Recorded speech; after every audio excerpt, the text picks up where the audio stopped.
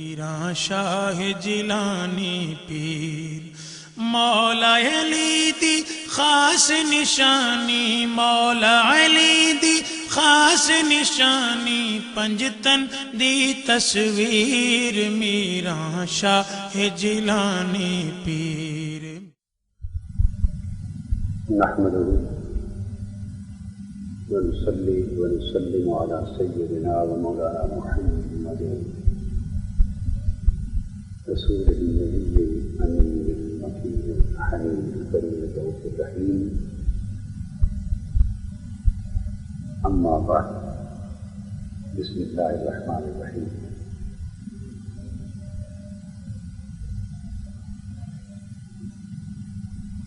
معزز مہمانان گرامی، محترم علماء و اساتذہ کرام اور عزیز طلباء، اللہ رب العزت کا شکر ہے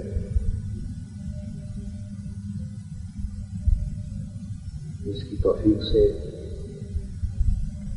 ہم ان مبارک نسبتوں اور نعمتوں سے بہتیاب ہو سکتے۔ یہ مبارک سیمینار میں امید کرتا ہوں کہ بزم منہاج اس کو ایک سالانہ سیمینار کا درجہ دے گی، اور ہر سال حضور قدوۃ الاولیاء رضی اللہ تعالیٰ عنہ کے وصال مبارک کے مہینے کی مناسبت سے ہر سال عظیم الشان سیمینار منعقد کرے۔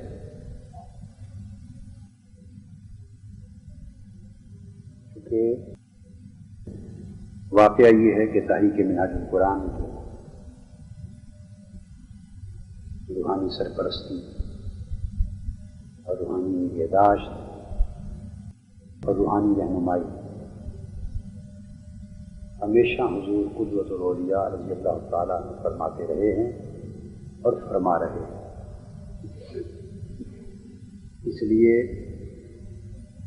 اس سیمینار کو تحریک منہاج القرآن میں اور جامعہ اسلامیہ منہاج القرآن کی تقریبات میں ایک آفیشیل حیثیت حاصل ہونی چاہیے، جو آفیشیل حیثیت میں منعقد ہونا چاہیے۔ اور دوسرا اعلان میں اپنی طرف سے یہ کرنا چاہتا ہوں کہ اس سال سے آنورڈس جامعہ نائب شیخ الجامعہ صاحب تشریف فرمائیں، نوٹ فرما لیں گے کہ وہ بچہ جو روحانی مشاغل اور اعمال صالحہ میں، نمازوں کی پابندی میں، تہجد کی پابندی میں، ایام بیس کے روزوں کی پابندی میں، تقویٰ میں، طہارت میں، ذکر اذکار میں، تصوف میں، روحانیت میں، ادب میں، روحانی اعتبار سے جو بچہ اس سال پورے جامعہ میں سب سے پہلے نمبر پر ہوگا، اسے حضور قدوۃ الاولیاء سیدنا طاہر علاء الدین ایوارڈ دیا جایا کرے، جو تقویٰ طہارت میں سب سے زیادہ اونچا بچہ ہوگا ہر سال ایک، اور وہ پوری جامعہ سے چنا جائے گا، پوری جامعہ سے اس کو حضور کے اسم گرامی پر سیدنا طاہر علاء الدین ایوارڈ اس کو دیا جائے گا۔ اس کی میں منظوری دیتا ہوں اور اعلان کرتا ہوں، اور اس کا اجرا باقی نائب شیخ الجامعہ صاحب اور شیخ الحدیث صاحب اساتذہ کرام موجود ہیں، وہ اس کا ایک طریقہ کار وضع کر لیں گے کہ اس کی ایویلویشن کس طرح ہوگی، ایویلویشن کا ایک طریقہ بنا لیں گے، اور اس کے مطابق جامعہ کا جو بچہ اس معیار پہ پورا اترے گا، معیار میں نے بیان کر دیا ہے، وہ اس کا حقدار ہے۔ وقت خاصا ہو گیا ہے، اور موضوع جس پر مجھے کچھ گزارشات آپ کے سامنے پیش کرنا ہے وہ موضوع بڑا طویل ہے، اور اب اس وقت میری اپنی صحت اور طبیعت کی باوجود اس بات کی متحمل نہیں ہے، وقت بھی متحمل نہیں کہ اس وقت گفتگو شروع کر کے اس مضمون کو مکمل کیا جا سکے۔ میں چند ایک چیزیں حضور قدوۃ الاولیاء سیدنا طاہر علاء الدین جیلانی رضی اللہ تعالیٰ عنہ کے علمی اور روحانی مقام سے متعلق عرض کروں گا، کیونکہ اسی موضوع پر اظہار خیال کے لیے بچوں نے اور انتظام کرنے والوں نے مجھ سے کہا ہے۔ یہ مقام، یہ دو الگ چیزیں ہیں، دو الگ موضوع ہو جاتے ہیں، علمی اور روحانی مقام۔ لکھنے میں تو ایک ترکیب میں یہ آ جاتا ہے، مگر یہ اپنی جگہ دو الگ دائرے ہیں، الگ موضوع ہے، اس کی تفصیلات الگ الگ ہیں۔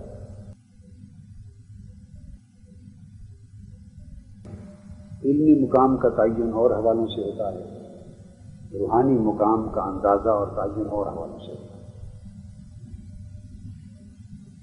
مگر اس میں شک نہیں کہ پہلے زمانے کے اولیاء کرام قرون اولیٰ میں اور آج سے چند صدیاں، بہت تھوڑا عرصہ پہلے تک، اور بالعموم 2 صدیاں 3 صدیاں پہلے تک اولیاء کرام اور صوفیاء نظام پوری دنیا میں جتنے بھی ہوتے تھے ان میں غیر عالم کوئی نہیں ہوتا۔ ہر صوفی اور ہر ولی، یعنی ہر عارف عالم بھی ہوتا تھا، اور کوئی عارف عالم ہوئے بغیر نہیں ہوتا تھا۔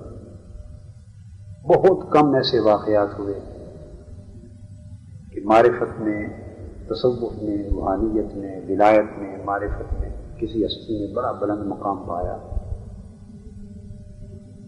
مگر انہیں ظاہری علوم حاصل کرنے کا موقع نہ مل سکا۔ اگر ایسی صورت ہوتی، اللہ تبارک و تعالیٰ ان کو علم لدنی سے نوازتے اور علوم شرعیہ کے لیے، علوم دینیہ کے لیے اور علوم ظاہری کے لیے بھی اللہ پاک ان کے اوپر باطنی دروازے کھول دیتا اور ان کو ایسی فتوحات عطا ہو جاتی جن سے دینی اور شرعی علوم میں بھی ان کو کمال اور دسترس نصیب ہوتی۔ اور اگر وہ علوم دینیہ اور شرعیہ پر کچھ کہتے، بولتے، لکھتے تو ان کے اپنے زمانے کے بڑے بڑے محقق، بڑے بڑے عالم، فاضل، محدث، مدرس، فقیہ، مفتی، ان کے علمی تبحر کے سامنے مانگ اٹھ جاتا۔ اس لیے حضور داتا صاحب رضی اللہ تعالیٰ عنہ نے اپنی کتاب جو کشف الماجوب ہے، اس کا آغاز ہی علم کے عنوان سے کیا، اس کی ابتدا علم سے کی، اور تصوف پر لکھی جانے والی جتنی کتابیں اولیاء کبار کی ان کا حرف آغاز علم ہوتا ہے۔ علم کے بغیر تصوف کا کوئی معنی نہیں۔ مگر اب ہمارے زمانے میں بالعموم، استثناء تو ہر دور میں ہیں، ہوتے ہیں اور ہوں گے، بالعموم حالات اور اقدار اتنی ان میں عدل بدل ہو گیا ہے، اتنا سوال آیا ہے کہ اب بہت سے طریقت کے اور معرفت کے نام لیوا ہیں، مگر وہ علم شریعت سے واقف نہیں، اور یہ سوال ہے کہ علم اور عمل دو الگ الگ ہو۔ اب یہ صورت یوں ہے کہ اگر میں اس کو 95% بھی کہوں تو شاید یہ مبالغہ نہ ہو کہ جہاں علم ہے وہاں عمل نہیں، جہاں عمل ہے وہاں علم۔ میں نے بڑی احتیاط کے ساتھ یہ پرسنٹیج آپ کو بتا دی ہے، اگر آپ قرید کرنا چاہیں اور آگے بڑھیں تو ممکن ہے بات 98-99% تک جا پہنچے، 98-99% تک جا پہنچے۔ 100 افراد جمع کریں اہل علم اور اہل عمل، تو ان میں اکا دکا افراد ایسے ہوں گے کہ علم اور عمل کے جامع نافع ہوگا، عمل صالح ہوگا، اور بیک وقت علم اور عمل ان کی زندگی میں، ان کی شخصیت میں جاتا ہے۔ ورنہ اوسط درجے کے جو لوگ ہیں ان کے ہاں تو تھوڑا تھوڑا گزارے کے مطابق دونوں چیزیں مل جائیں گی، مگر جو اس میں تھوڑا آگے بڑھتے ہیں اور اوسط درجے سے اونچا چلا جاتے ہیں، میں دونوں کے جمع ہونے کا مفہوم یہ لے رہا ہوں، یہ بات نہیں کہ جہاں علم ہے وہاں عمل کا سرے سے وجود ہی نہیں، یہ بات نہیں کہہ رہا، یا جہاں عمل ہے وہاں علم کا سرے سے وجود نہیں، علم عمل کی مطابقت سے ہونا اور عمل کا علم کی مطابقت سے ہونا، اس کو کہتے ہیں دونوں کا جمع ہونا۔ یعنی جتنا اونچا علم ہے عمل اسی مناسبت سے اونچا ہے، اور جتنا اونچا عمل ہے علم اسی مناسبت سے اونچا ہو، ان دو چیزوں کا یکجا ہونا یہ کم ملتا ہے۔ اس لیے حضور داتا صاحب رضی اللہ تعالیٰ عنہ فرماتے ہیں کہ میں نے اپنی زندگی میں، پوری زندگی میں سب سے زیادہ مشکل ایک ہی کام دیکھا، اور اس کے برابر مشکل دنیا کا کوئی کام نہیں پایا۔ آپ سے پوچھا گیا وہ کیا شے ہے دنیا میں سب سے زیادہ مشکل؟ آپ نے فرمایا اپنے علم کے مطابق عمل کرنا۔ جتنا علم اللہ نے انسان کو عطا کر دیا ہے اس علم کے مطابق عمل پورا کرنا اور عمل کے معیار پہ پورا اترنا، تو میں دنیا میں سب سے زیادہ مشکل کام ہے۔ تھوڑا علم ہو تھوڑے عمل سے گزارا ہو جاتا ہے، اگر علم زیادہ ہو اور عمل اس کے تقاضے پورے نہ کرے تو یہاں علم اور عمل میں اتفاق آ جاتا ہے۔ اس لیے پہلے زمانوں میں لوگ علم اگر نمک کے برابر حاصل کرتے تو عمل آٹے کے برابر ہوتا۔ علم اگر نمک کے برابر حاصل کرتے تو اس علم کو ہضم کرنے اور اس علم کو نور سے بدلنے کے لیے، اس علم کو علم نافع بنانے کے لیے اور اس علم کا صحیح فیض اور برکت حاصل کرنے کے لیے اس نمک برابر علم کے ساتھ آٹے کے برابر عمل کرتے ہیں۔ ایک دانہ اگر علم کا ہوتا تو 99 دانے اس کے ساتھ عمل صالح کے ملا۔ آج ہماری صورت یہ ہو گئی ہے کہ اگر 99 دانے علم کے ہیں تو ایک دانہ عمل صالح۔ اس لحاظ سے جو بات قابل توجہ ہے وہ حضور قدوۃ الاولیاء سیدنا طاہر علاء الدین جیلانی رضی اللہ تعالیٰ عنہ، ان کی ہستی کو اور ان کی ذات مبارک کو میں آپ کے کہنے پر کہہ رہا ہوں، ورنہ میں تو سمجھتا ہوں کہ میں حق بھی نہیں رکھتا، نہ ان کا علمی مقام بیان کرنے کا حق رکھتا ہوں، نہ روحانی مقام بیان کرنے کا حق رکھتا ہوں۔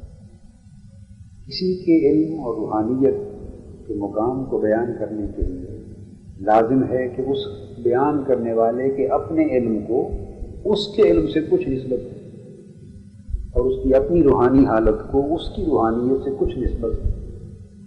جہاں سرے سے نسبت ہی کوئی نہ ہو، یعنی آسمان اور زمین کی بھی ایک نسبت ہے، اور جہاں اتنا فرق بھی ایک نسبت ہے، اور جہاں یہ نسبت بھی نہ ہو، وہ ان کا علمی مقام کیا بیان کرے گا اور ان کی روحانی مقام کو کیا بیان کرے گا۔ بات کو تولا اور ناپا بھی نہیں جا سکتا، اس کا صحیح احاطہ بھی نہیں ہو سکتا، سوائے اس کے کہ کچھ جھلکیں جو سمجھ میں آئیں انہیں بیان کر دیا۔ یہ ان کا علمی اور روحانی مقام نہیں ہوگا، خدا جانے مقام ان کا کتنا اونچا ہے، کتنا اونچا ہے جو ہماری سمجھ سے بالا تر ہے، ہم تو سمجھ ہی نہیں سکتے۔ جو تھوڑا زیادہ ہماری سمجھ میں آیا یا دکھائی دیا وہی کچھ بیان کر سکتے۔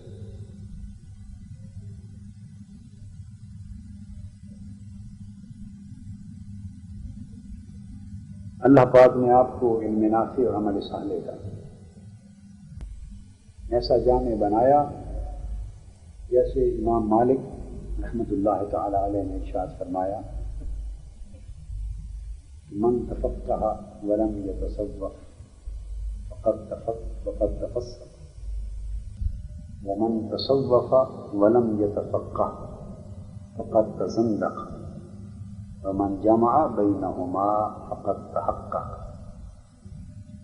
جس نے تفقہ پائی، شریعت کا علم، ظاہری علم اور فقہ کو لازم پکڑا اور اسے حاصل کیا، اور تصوف اور روحانیت سے خالی رہا، وہ فاسق و فاجر ہو گیا۔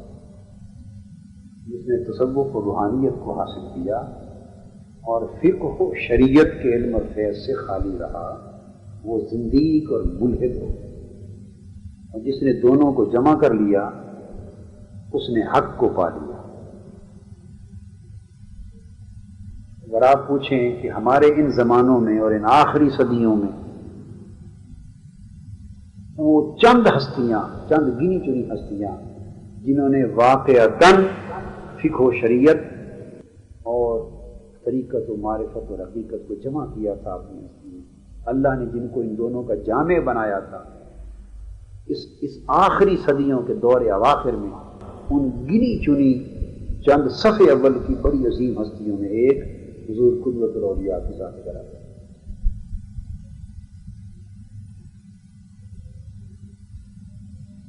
آپ کے روحانی مقام کا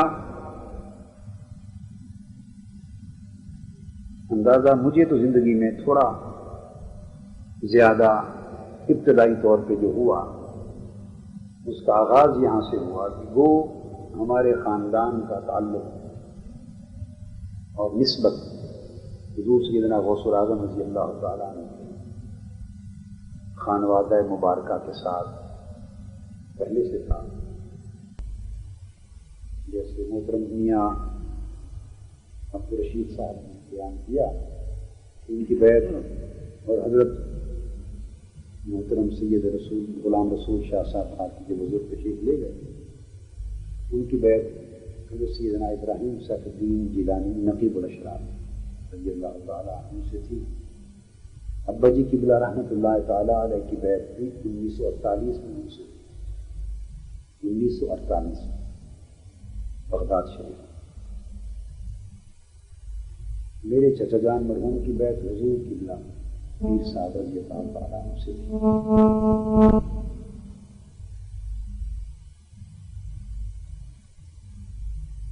میں جب چھوٹا تھا حضور پیر صاحب قبلہ کے کوئٹہ تشریف لانے کا ابھی اس وقت تک زیادہ علم ابا جی قبلہ کو نہیں تھا۔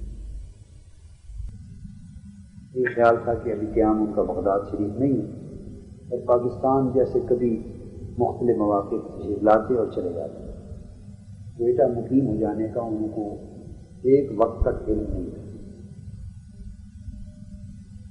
وہاں حضرت سیدنا ابراہیم سیف الدین رضی اللہ تعالیٰ عنہ کے صاحبزادے حضور پیر صاحب قبلہ کے بھانجے سید نجم الدین جیلانی وہ کوئٹہ میں رہتے تھے، ان کا علم تھا، حضور پیر صاحب قبلہ کا علم نہیں۔ یہ میں اوائل دور کی بات کر رہا ہوں، میں بچہ تھا، جب تھوڑا سن شعور کو پہنچا ابا جی قبلہ نے اس خواہش کا اظہار کیا میرے سامنے کہ بیٹے میں چاہتا ہوں کہ تمہیں کسی کامل سے بیعت کروا دوں۔ میں نے کہا ٹھیک ہے کروا دوں، اور اس کے بعد پھر خدا جانے مجھے کہاں کہاں لیے پھرتے رہے، اور کئی جگہوں پر مجھے لے جاتے اور پھر بیعت کروائے بغیر واپس آ جاتے، کئی جگہوں پر لے جاتے بیعت کروائے بغیر واپس آ جاتے۔ میں عرض کرتا مجھے کوئی بیعت کرنی کروائی، فرمایا بیٹے جس شیخ کی تلاش مجھے تمہارے لیے ہے جب وہ ملے گا تو تب بیعت کرنا۔ گزرتا گیا وقت، پھر اسی میں نے میٹرک کر لیا اور گورنمنٹ کالج فیصل آباد میں داخلے کے دن تھے، بہرحال داخلہ ہو گیا تھا، شاید غالباً ہو گیا تھا، فرسٹ ایئر میں تھا۔ اس زمانے میں نے استخارہ کیا، ابا جی قبلہ سے میں نے عرض کیا کہ میں استخارہ کروں، اجازت۔ استخارے کا قصہ بھی میں نے معلوم تو تھا یہ مسنون ہے، مگر اس کی موٹیویشن مجھے کشف المحجوب سے ملی۔ حضور داتا صاحب نے ابتدائی ابواب میں فرمایا ہے میں اپنے بعض معاملات میں استخارہ کرتا ہوں۔ میں اب یہ آپ کو بتا رہا ہوں بیٹے، یعنی کشف المحجوب میں نے میٹرک کرنے سے پہلے گویا پڑھی ہوئی تھی، موٹیویشن وہاں سے ملی۔ میں نے فیصلہ کیا اور ابا جی قبلہ سے عرض کیا، انہوں نے فرمایا بڑا اچھا ہے، میں تو ابھی تک کسی فیصلے پر نہیں پہنچا، اب بہتر ہے اللہ پر معاملہ چھوڑتے ہیں، استخارہ کرو، اللہ پاک خود ہدایت دے گا، رہنمائی فرمائے گا کہ کہاں تمہاری بات ہے۔ استخارہ کیا میں، مصنون استخارہ. پہلی رات میں نے نیت کی کہ 7 راتیں مسلسل استخارہ کروں. پہلی ہی رات حضور قبلہ پیر صاحب رضی اللہ تعالیٰ نے زیارت کی. استخارے کی پہلی رات میں نے آپ کی زیارت کی. ایک بہت بڑا اجتماع ہے، جلسہ. آپ اس کی صدارت فرما رہے ہیں. جیسے آپ لوگ نیچے بیٹھے ہیں، اجتماع سارا نیچے ہے. میں خواب میں دیکھتا ہوں کہ میں نیچے سامعین میں بیٹھا ہوں اور آپ بڑی شفقت اور پیار سے مجھے دیکھ رہے ہیں. تھوڑی تھوڑی دیر بعد دیکھ کے مسکرا. میں کسی خواب والے کو پوچھتا ہوں ان کا اس نگرانی کیا ہے مسلموں کا. وہ بتاتے ہیں کہ حضرت سید طاہر علاؤ الدین کی ہے. پوچھتا ہوں کہاں کے ان کا؟ اصل تو بغداد شریف کی حضور غوث پاک کے خاندان کے نقبا میں سے، مگر اب آپ کا قیام کوئٹہ خواب کرنا ہے. میں اسی استخارے کے جواب پر فیصلہ بیعت کا کر سکتا تھا، مگر طبیعت میں آیا کہ میں 7 راتیں استخارہ جاری رکھتا ہوں ریپیٹڈلی، اس بات کا تعین کرنے کے لیے کہ کیا فیصلہ حتمی من جانب اللہ یہی ہے یا کسی اور سے. ممکن ہے کوئی اور نام یا کوئی اور زیارت نہ ہو جائے گا. دوسری رات استخارہ کیا، گزر گئی. تیسری رات پھر حضور کی زیارت، حضور پیر صاحب کی.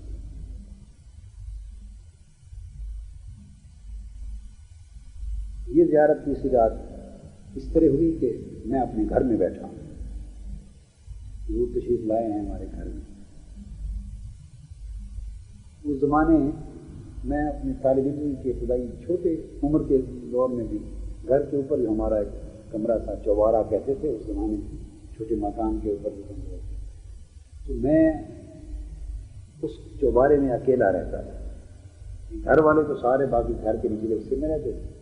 میری کتابیں، میرا بستر، میرا مصلح، میرے حساب کتاب اور معاملات اوپر ہوتے. کھانے پینے کے لیے نیچے آ جانا، والدین اور بھائی بہن کے ساتھ کھانا اور خود کے اوپر رہے. میں نے دیکھا خواب میں حضور تشریف لائے، میرا بازو پکڑ کے اوپر لے گئے میرے کمرے میں، اور وہاں مجھے ایک تلقین فرمائی.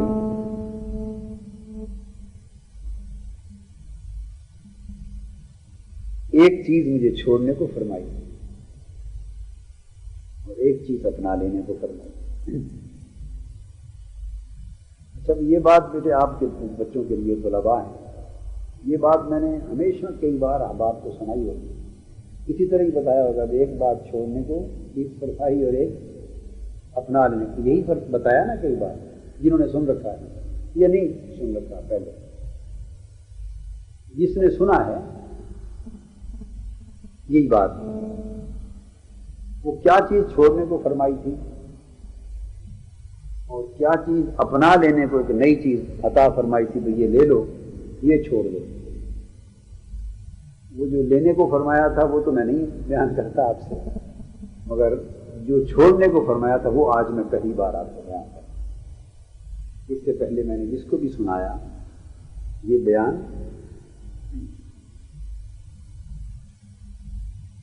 نوجوانی کی عمر میں، چھوٹی عمر میں، بچپن میں، لڑکپن میں، کالج لائف میں کافی رفتہ رفتہ شروع سے میری بچپن میں میری طبیعت میں بیٹے غصہ بہت تھا. کیا غصہ، جلال جس کو کہتے ہیں.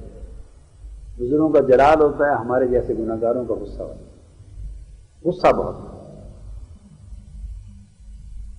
اور یہ تصور میں بھی نہیں تھا کہ میرا غصہ میری طبیعت میں ختم ہو جائے گا. ختم کلیتاً تو کسی کا بھی نہیں ہوتا، کیونکہ اللہ پاک نے انسان کو بنایا ہے. خلقنا الانسان من صلصال من حمأ مسنون. اللہ پاک نے اس کو صلصال سے، من حمأ مسنون سے بنایا ہے، من سلالۃ من طین. تو ان کے اندر جو چیزیں اللہ پاک نے خلقت میں ودیت کی ہیں وہ کلیتاً ختم نہیں ہو سکتی. وہ تو فطرت اور خلقت ہے جو الوہی اس کے خلاف. مگر ختم ہونے سے مراد جس کو ختم ہونا کہتے ہیں میں اسی کی بات کرتا ہوں. دب جانا، اتنا کم ہو جانا، اتنا کم ہو جانا کہ اس کا ضرر نہ رہے. یہ تصور میں نہیں تھا کہ ختم ہو جائے. بس حضور نے مجھے اتنا فرمایا طاہر کہ غصہ ختم کر دو. اور ایک چیز کا فرمایا کہ نئی چیز کو پیس کے اپنا. خیر اس کے بعد از خود میں نے کچھ نہیں کیا، از خود طبیعت سے غصہ ختم ہوتا چلا گیا، ختم ہوتا چلا گیا، ختم ہوتا چلا گیا. غصہ کس طرح ہوتا ہے؟ مثال کے طور پہ بیٹے بھی کھانا آپ پسند کا نہیں پکا تو انسان کو غصہ آ جاتا ہے، یہ آ جاتا ہے. گھر والوں نے سبزی پکانی ہے تو پوچھ کر اب یہ ویڈیو بنا رہے ہیں، ان باتوں کا کیا کریں گے؟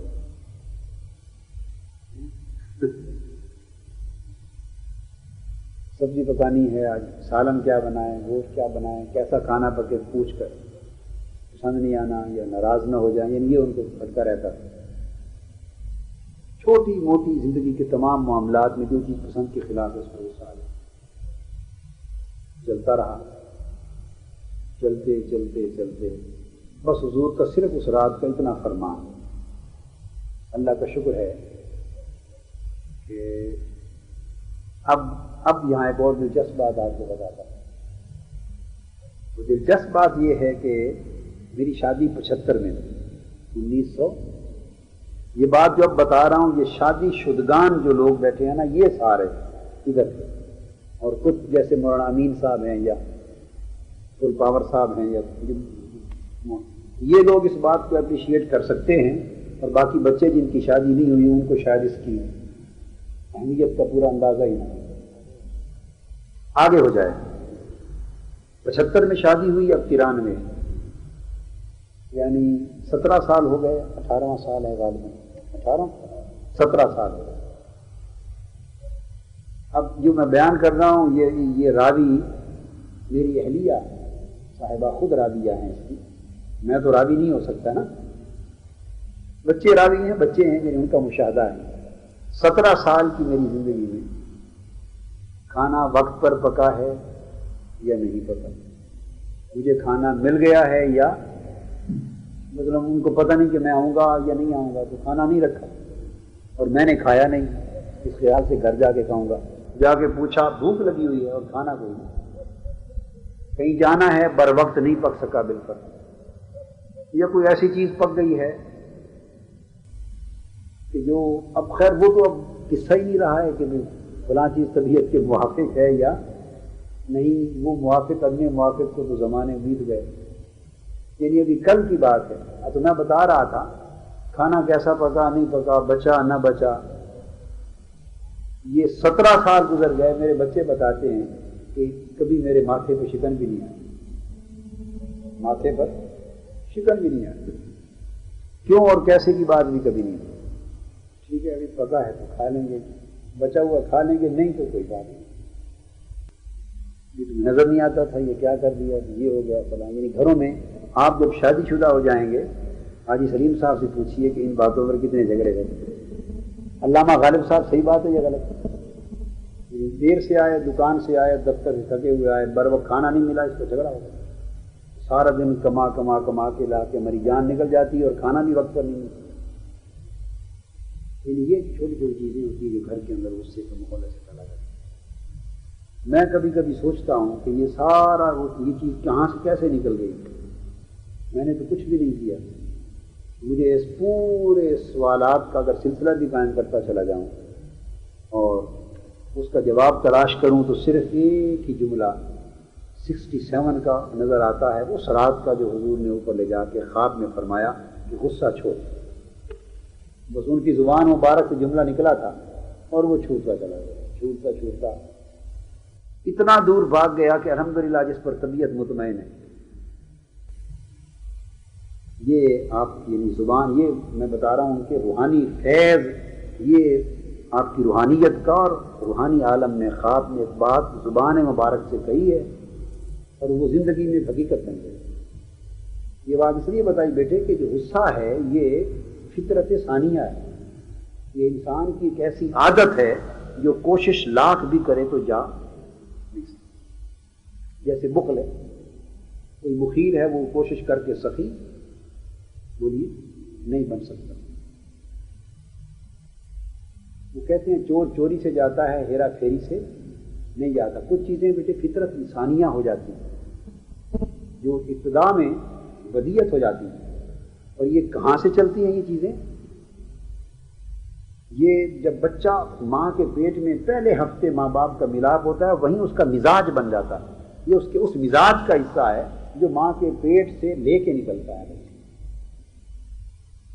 بعد میں کچھ چیزیں ہوتی ہیں جو چڑچڑا پن آتا ہے ماحول میں، حالات میں، وہ اور چیز ہوتی ہے. چڑچڑا پن کا معاملہ اور ہوتا ہے ڈپریشن کی وجہ سے. یہ مزاج ہے جو رحم مادر میں بچے کی تشکیل کے وقت ڈیولپ ہو جاتا ہے. اب سمجھ گیا؟ پہلے ہفتے میں جب کروموسومز ملتے ہیں نا 50% باپ کی طرف سے 50% ماں کی طرف سے، تو فرٹیلائزیشن کے ساتھ ہی اس وقت اس کی اسپیسیز ویریشن کا ایک پروسیس ہوتا ہے. بالکل ابتدا میں اس وقت سیکس بھی ڈٹرمن ہوتی ہے، مزاج بھی ڈٹرمن ہوتا ہے، کریکٹرسٹکس ڈٹرمن ہوتے ہیں. یہ اس وقت ڈٹرمن ہو جاتی ہے چیز. یہ ایسی چیزوں میں سے نہیں ہے کہ ایک آدمی نماز نہیں پڑھتا تو نماز پڑھنے لگ جائے، گناہگار ہے نیک بن جائے، چور ہے متقی اور صالح بن جائے. یہ رد و بدل ہوتے رہتے ہیں. بیٹے میں روحانی مقام کا ایک خاص نقطہ سمجھا رہا ہوں. جو کسبی چیزیں ہیں ان میں رد و بدل ہوتا رہتا ہے. کسبی چیزوں میں کہ جو انسان اڈاپٹ کرتا ہے چھوڑتا ہے وہ رد و بدل ہو جاتے ہیں. مگر وہ چیزیں جو وہبی ہیں یا فطری ہیں یا خلقی ہیں جن کا تعلق خلقت سے اور فطرت سے ہے، جنہیں میں مادر سے بچہ لے کے نکلتا ہے، ان میں رد و بدل بالعموم نہیں ہوتا. بڑی محنت مشقت کر کے اتنا ہے کہ کچھ دب گیا، کچھ کم پڑ گیا، کچھ زیادہ، مگر یہ کہ وہ اصلاً اتنا نیچے چلا جائے اس لیول تک جس کو کہا جاتا ہے کہ فلاں میں غصہ ہے ہی نہیں یا بہت کم ہے، اس لیول تک چلا جائے اور اس شخص کا غصہ جس میں اچھے بھلے گریڈ کا غصہ ہو، اتنی بڑی چینج جو ویریشن ہے یہ نہیں ہوتی. اس کو کہتے ہیں بیٹے جیسے کہا جاتا ہے نا زبان سے تقدیر کا بدل جانا، کہ زبان مبارک سے کلمہ نکلا حکمن کے، اس سے وہ مزاج جو پیدائش کے سلسلے کے آغاز کے پہلے ہفتے رحم مادر میں متعین ہو گیا تھا، وہ 17 سال کی عمر میں ایک جملہ فرما کے اس مزاج کو بدل رہا. Graduate process. پھر بیعت نہیں کی. میں نے پوچھا حضور بیعت فرمایا، بیعت پھر اس دن یہ نصیحت کی. میں نے استخارہ پھر جاری رکھا. اب ایک میرے ذہن میں ایک روحانی لالچ سا پیدا ہو. کیا روحانی لالچ آ گیا. فیصلہ تو ایک طرح کا ہو گیا تھا کہ 2 راتوں میں زیارت آتی کی ہو گئی، مگر میں نے پھر استخارہ جاری رکھا. لالچ یہ ہو گیا کہ میں اس وقت تک بیعت نہیں کروں گا جب تک حضور سیدنا غوث الاعظم رضی اللہ تعالیٰ عنہ حکم نہیں فرمائے. اور وہ خود میرا ہاتھ کسی کے ہاتھ میں نہیں ہے. بیعت انہی سے کرنی ہے جن کے ہاتھ میں حضور غوث پاک میرا ہاتھ ہے رضی اللہ تعالیٰ. کیونکہ ہمارا ایک اپنا بنیادی جو تعلق اور نسبت تھی وہ تو حضور غوث الاعظم رضی اللہ تعالیٰ عنہ کی ذات پاک سے ایک خاص جہت ایک نسبت ایک تعلق کی چلی آ رہی تھی بچپن سے ہی. مجھے یاد ہے ابا جی قبلہ نے کبھی کوئی بات کہنی ہوتی، حضور علیہ الصلوۃ والسلام کی بارگاہ اقدس میں کوئی استغاثہ یا کوئی درخواست یا التجا پیش کرنی ہوتی تو خود کرتے. حضور سیدنا غوث الاعظم رضی اللہ تعالیٰ عنہ کی طرف متوجہ ہو کے کچھ عرض کرنا ہوتا تو مجھے فرماتے بیٹے حضور غوث پاک کو تم عرض کر. یہ بچپن میں ایک نسبت تھی جو موروثی چلی آ رہی تھی. اسی نسبت نے ایک جوش مارا اور یہ لالچ آ گیا کہ بیعت جو کرنی ہے تو حضور غوث پاک رضی اللہ تعالیٰ عنہ خود حکم فرمائیں اور ہاتھ پکڑ کے کسی کے ہاتھ میں. اس کے ساتھ 1-2 اور چیزیں اضافی شرائط بھی ذہن میں تھی، وہ شروع سے تھی. جب استخارہ شروع کیا تو 4تھی رات بھی استخارہ، 5ویں 6ٹھی اور 7ویں 7 راتیں استخارے کی تھی.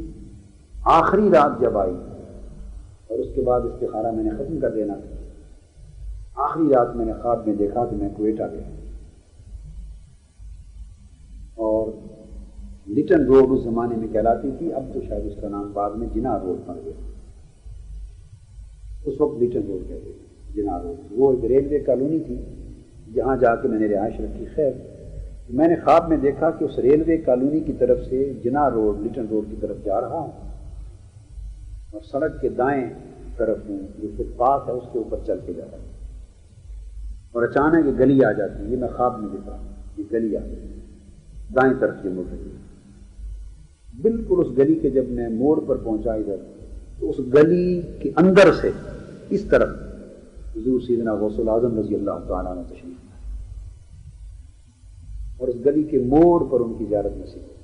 وہ ادھر سے نکلے میں ادھر سے آ رہا ہوں. میں نے آپ کی قدم بوسی اور دست بوسی کی. آپ نے بڑی شفقت فرمائی کرم فرمایا. قبل اس کے کہ میں عرض کروں کہ حضور میری بیعت کروا دیں کہیں. میں نے ابھی کوئی جملہ منہ سے نہیں بولا.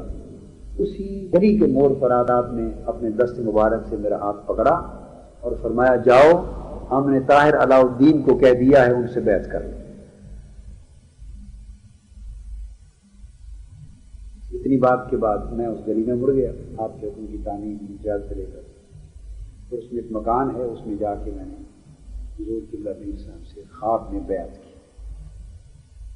اس پر میری آنکھ بیعت ہونے کے بعد آنکھ کھل گئی. روحانی بیعت آپ نے مجھے عطا فرمائی.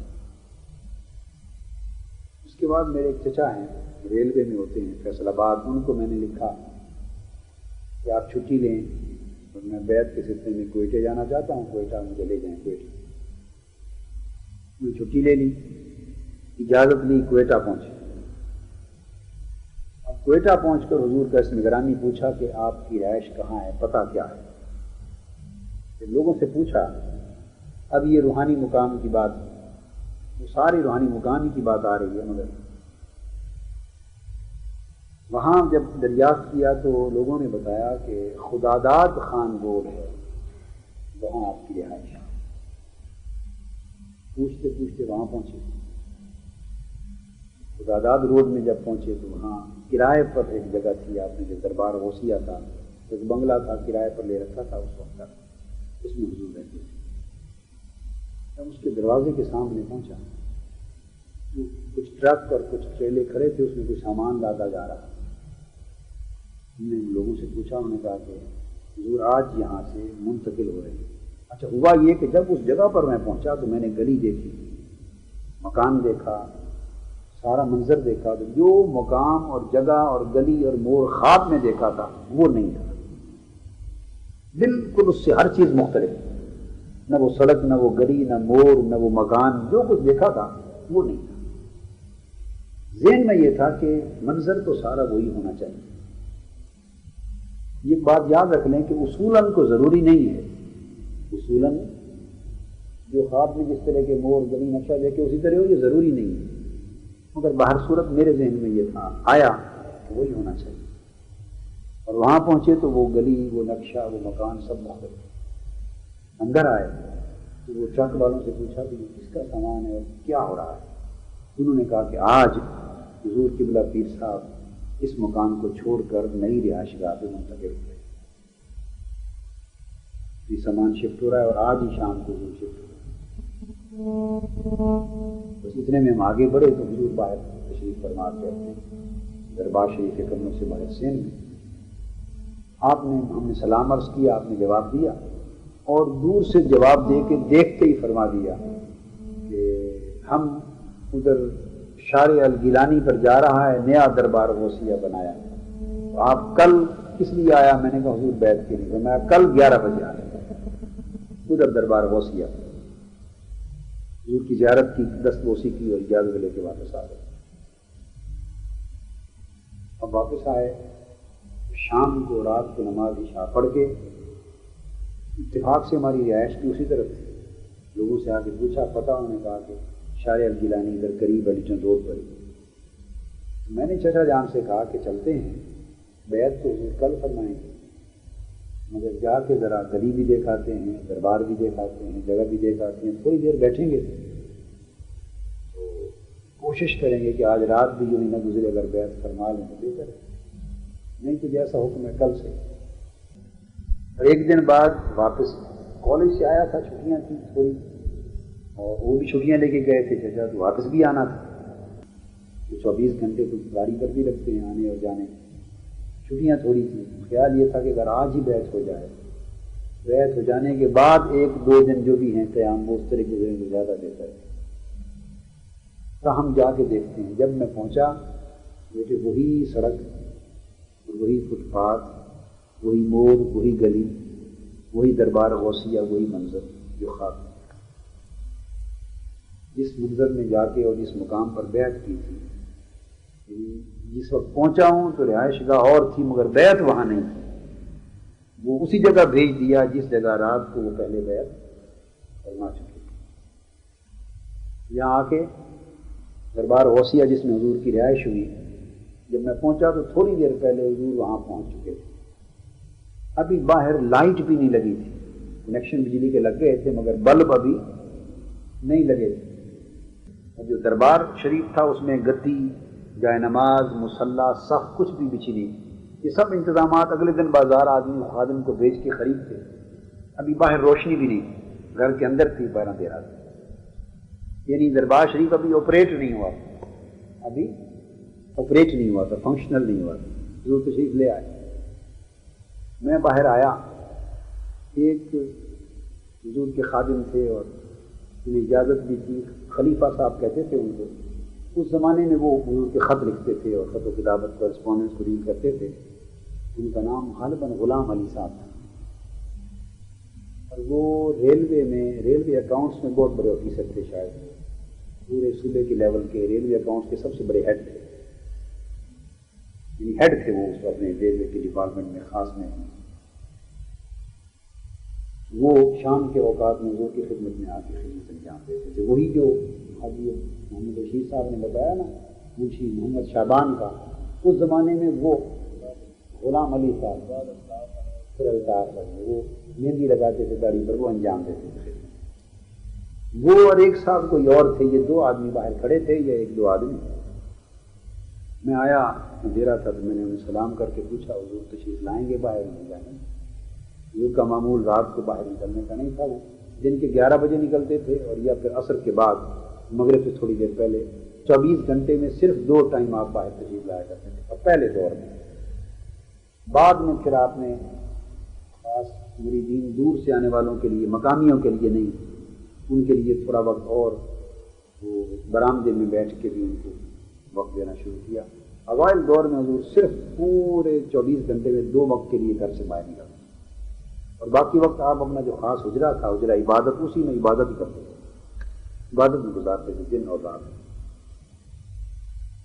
انہوں نے کہا کہ رات کو تو کبھی نہ نکلے ہیں، کبھی نہیں، اور کوئی امکان نہیں ہے، ہمیں 9 سال ہو گئے ہیں آپ کے ساتھ خدمت میں رہتے ہوئے، 9 سال میں کبھی نہیں یہ فرمایا۔ انہوں نے پوچھا آپ کس لیے آئے؟ میں نے بتایا کہ بیعت کے لیے آیا تھا، مگر آپ نے کل کا فرمایا، جیسے فرمایا کل ہی بیعت ہوگی، کل ہی تشریف لائیں گے باہر۔ اب تو ویسے بھی باہر لائٹ بھی نہیں ہے تو اندر تشریف لے کے آرام کرو۔ اس وقت تک حضور کی شادی بھی نہیں ہوئی تھی، اس سے 1 سال بعد شادی ہوئی تھی۔ غالباً شادی حضور نے 68 میں کی ہے، بس یہ گفتگو ہو ہی رہی تھی، اچانک گھر کا دروازہ کھلا، اور تو اندر تھا ہی کوئی، تنہا پورے ہوتے تھے، وہ کانپ گئے۔ وہ خادموں نے کہا شاید حضور تشریف لے آئے، ایسے لگتا ہے۔ اتنے میں آپ باہر تشریف لے آئے، عجیب ایک نور کا سراپا تھا اندھیرے میں جو سامنے کھڑا تھا، عجیب منظر ہے، بیان سے نہیں باہر۔ اور میں نے جب پہلی بار حضور کو دیکھا، وہ تاثر بھی بیان کر دوں آج زندگی میں، جب میری پہلی نگاہ آپ پر پڑی اور میں نے آپ کو دیکھا اور آپ کے قریب ہوا، اس وقت ایک تاثر جو میرے دل و دماغ پر مرتسم ہوا، وہ بھی آپ کو بیان کر دوں۔ ہوتا ہے نا کسی چیز کو پہلی بار دیکھنے سے امیجیٹ ایک امپریشن اور تاثر آتا ہے جو قلب و باطن میں، وہ جو امیجیٹ جو تاثر آیا آپ کے سراپا کو، حسن سراپا کو دیکھ کر، پھر فور میرا دھیان سیدنا امام حسین علیہ السلام کے دیکھتے ہی میں نے کہا جا بدبخت یزید،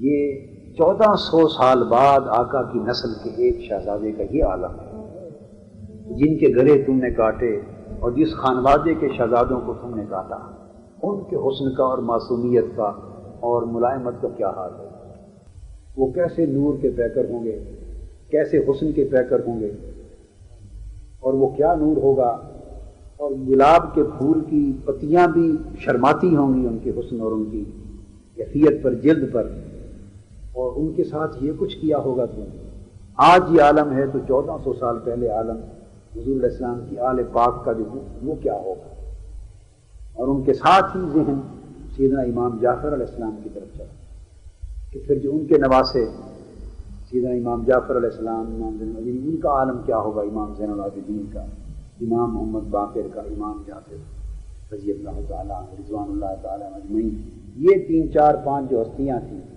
اور خانوادہ اہل بیت جو کربلا معلیٰ میں شہید ہوئے، اس خانوادے کی طرف پہلی زیارت میں ذہن ہوتا چلا، تو کیا عالم، یعنی آپ کے سراپا میں ان کا نقشہ، اس نقشے کی جھلک نظر ہے، یہ پہلی کیفیت ہے۔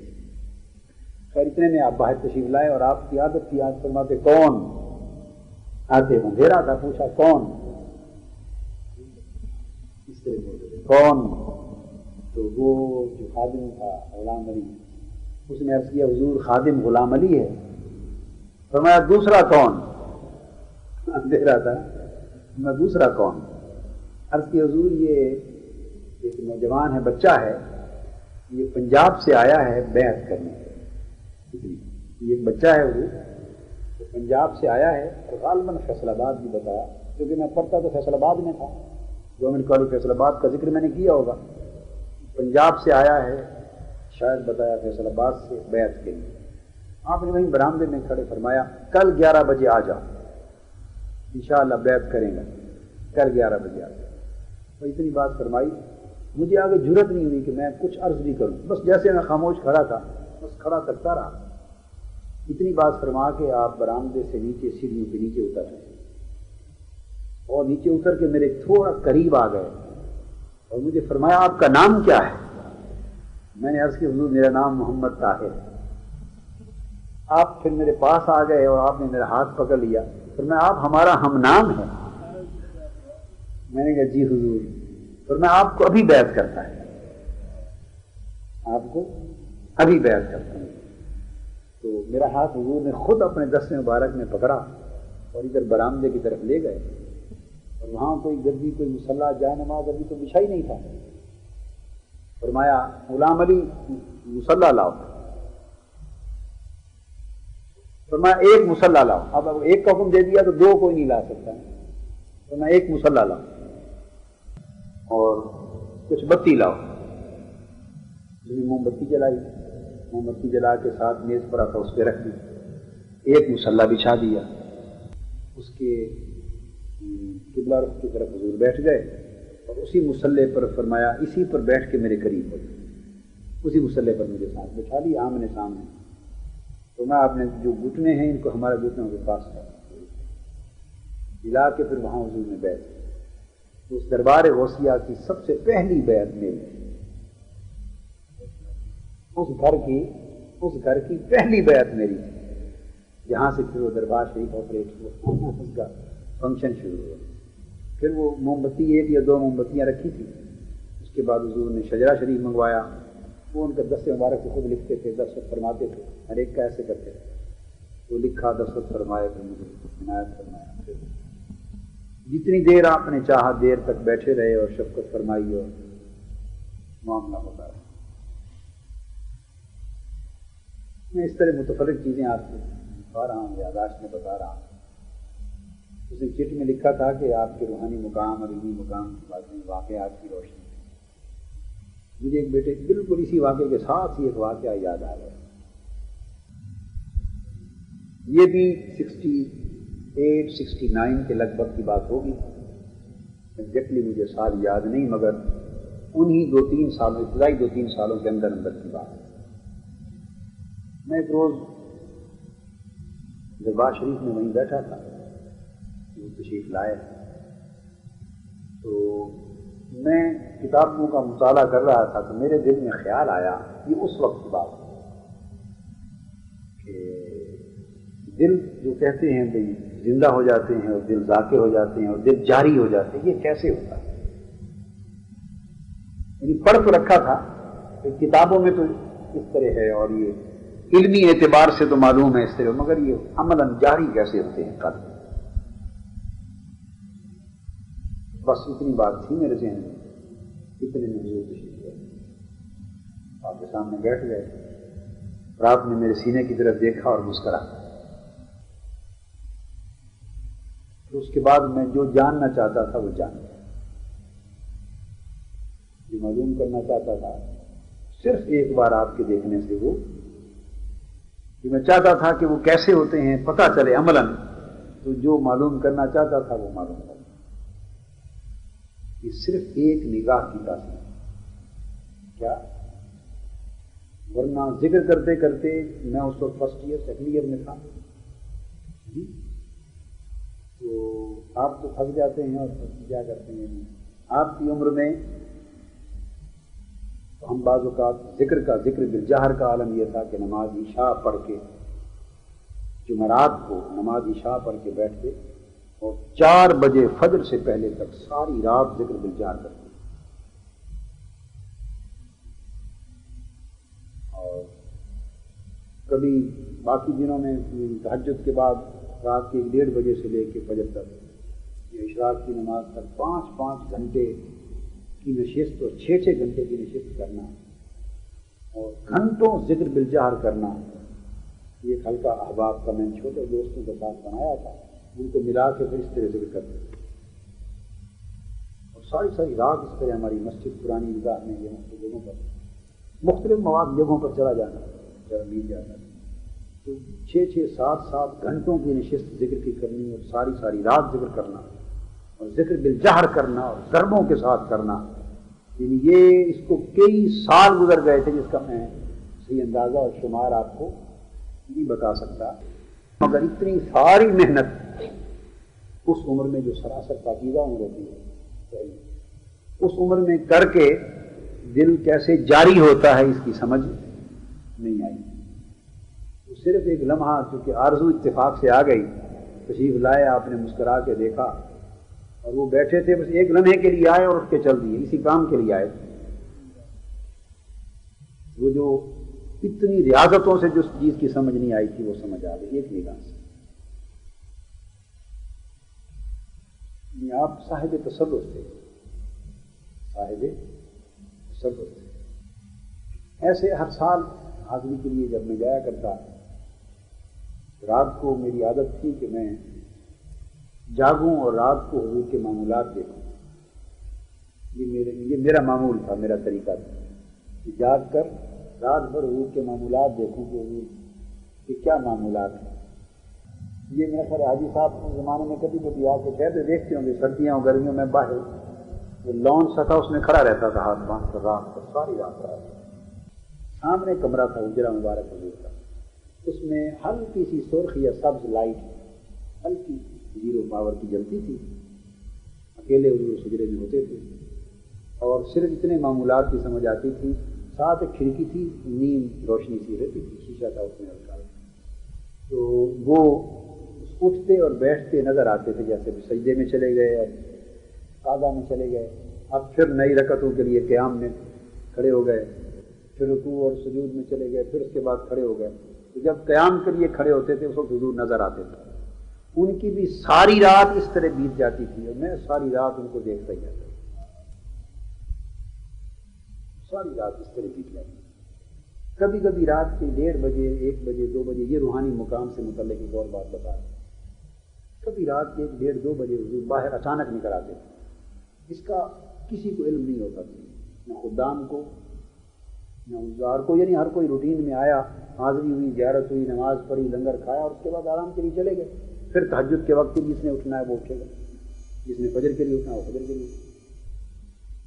اچانک رات کے 1 1:30 2 بجے حضور باہر تشریف لے آتے، نکل آتے ہیں، کیونکہ بلاتے تو نہیں تھے کسی کو، اس کا عام طور پہ کسی کو علم نہیں۔ میں چونکہ اپنے اس قیام کے دوران رات ساری جاگ کر آپ کے معمولات دیکھتا کھڑا رہتا تھا، تو رات کی دیواریں دیکھتا رہتا تھا، برآمدے دیکھتا رہتا تھا، درخت دیکھتا رہتا تھا، ایسے دیکھتا رہتا تھا، اس طرح رات بیت جاتی تھی۔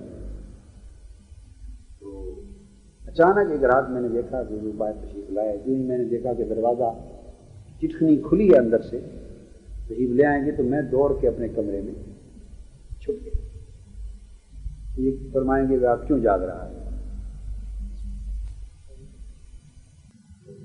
سردیاں تھیں، بڑی شدید سردی تھی، میں دوڑ کے چھپ گیا۔ جس کمرے میں دربار شریف کے کمرے میں میں لیٹا ہوا تھا اس میں اندھیرا تھا، باہر ہلکی ہلکی روشنی تھی، چاندنی رات کی معلوم نہیں کون سی تاریخ، باہر تشریف لے میں وہاں سے دیکھ کے دیکھتا۔ اب میں نے دیکھا کہ ہاتھ پیچھے باندھے ہوئے تھے آدمی، بستر چلتے رہے۔ اس رات اس طرح ہوئے کہ میں نے، اور بے چینی کی کیفیت، تو میں سمجھ نہیں سکا کہ اچانک باہر آنا اور اس طرح ہاتھ پیچھے باندھ کر چلتے رہنا، اور بے چینی کی کیفیت ہے، کبھی ادھر جائیں کبھی ادھر کیا مانے۔ اگلے دن صبح جب دربار شریف لگا اور وہ تشریف فرما تھے، انہوں نے ایک خادم حضور کو بڑا قریبی، حضور اس کو بڑی شفقت فرماتے تھے اور بڑا خادم تھا اور چہیتا تھا، اب نام مجھے یاد نہیں رہا، بلوچستان کے علاقے کا کوئی بلوچ ہی تھا، دربار شریف میں حاضر تھا۔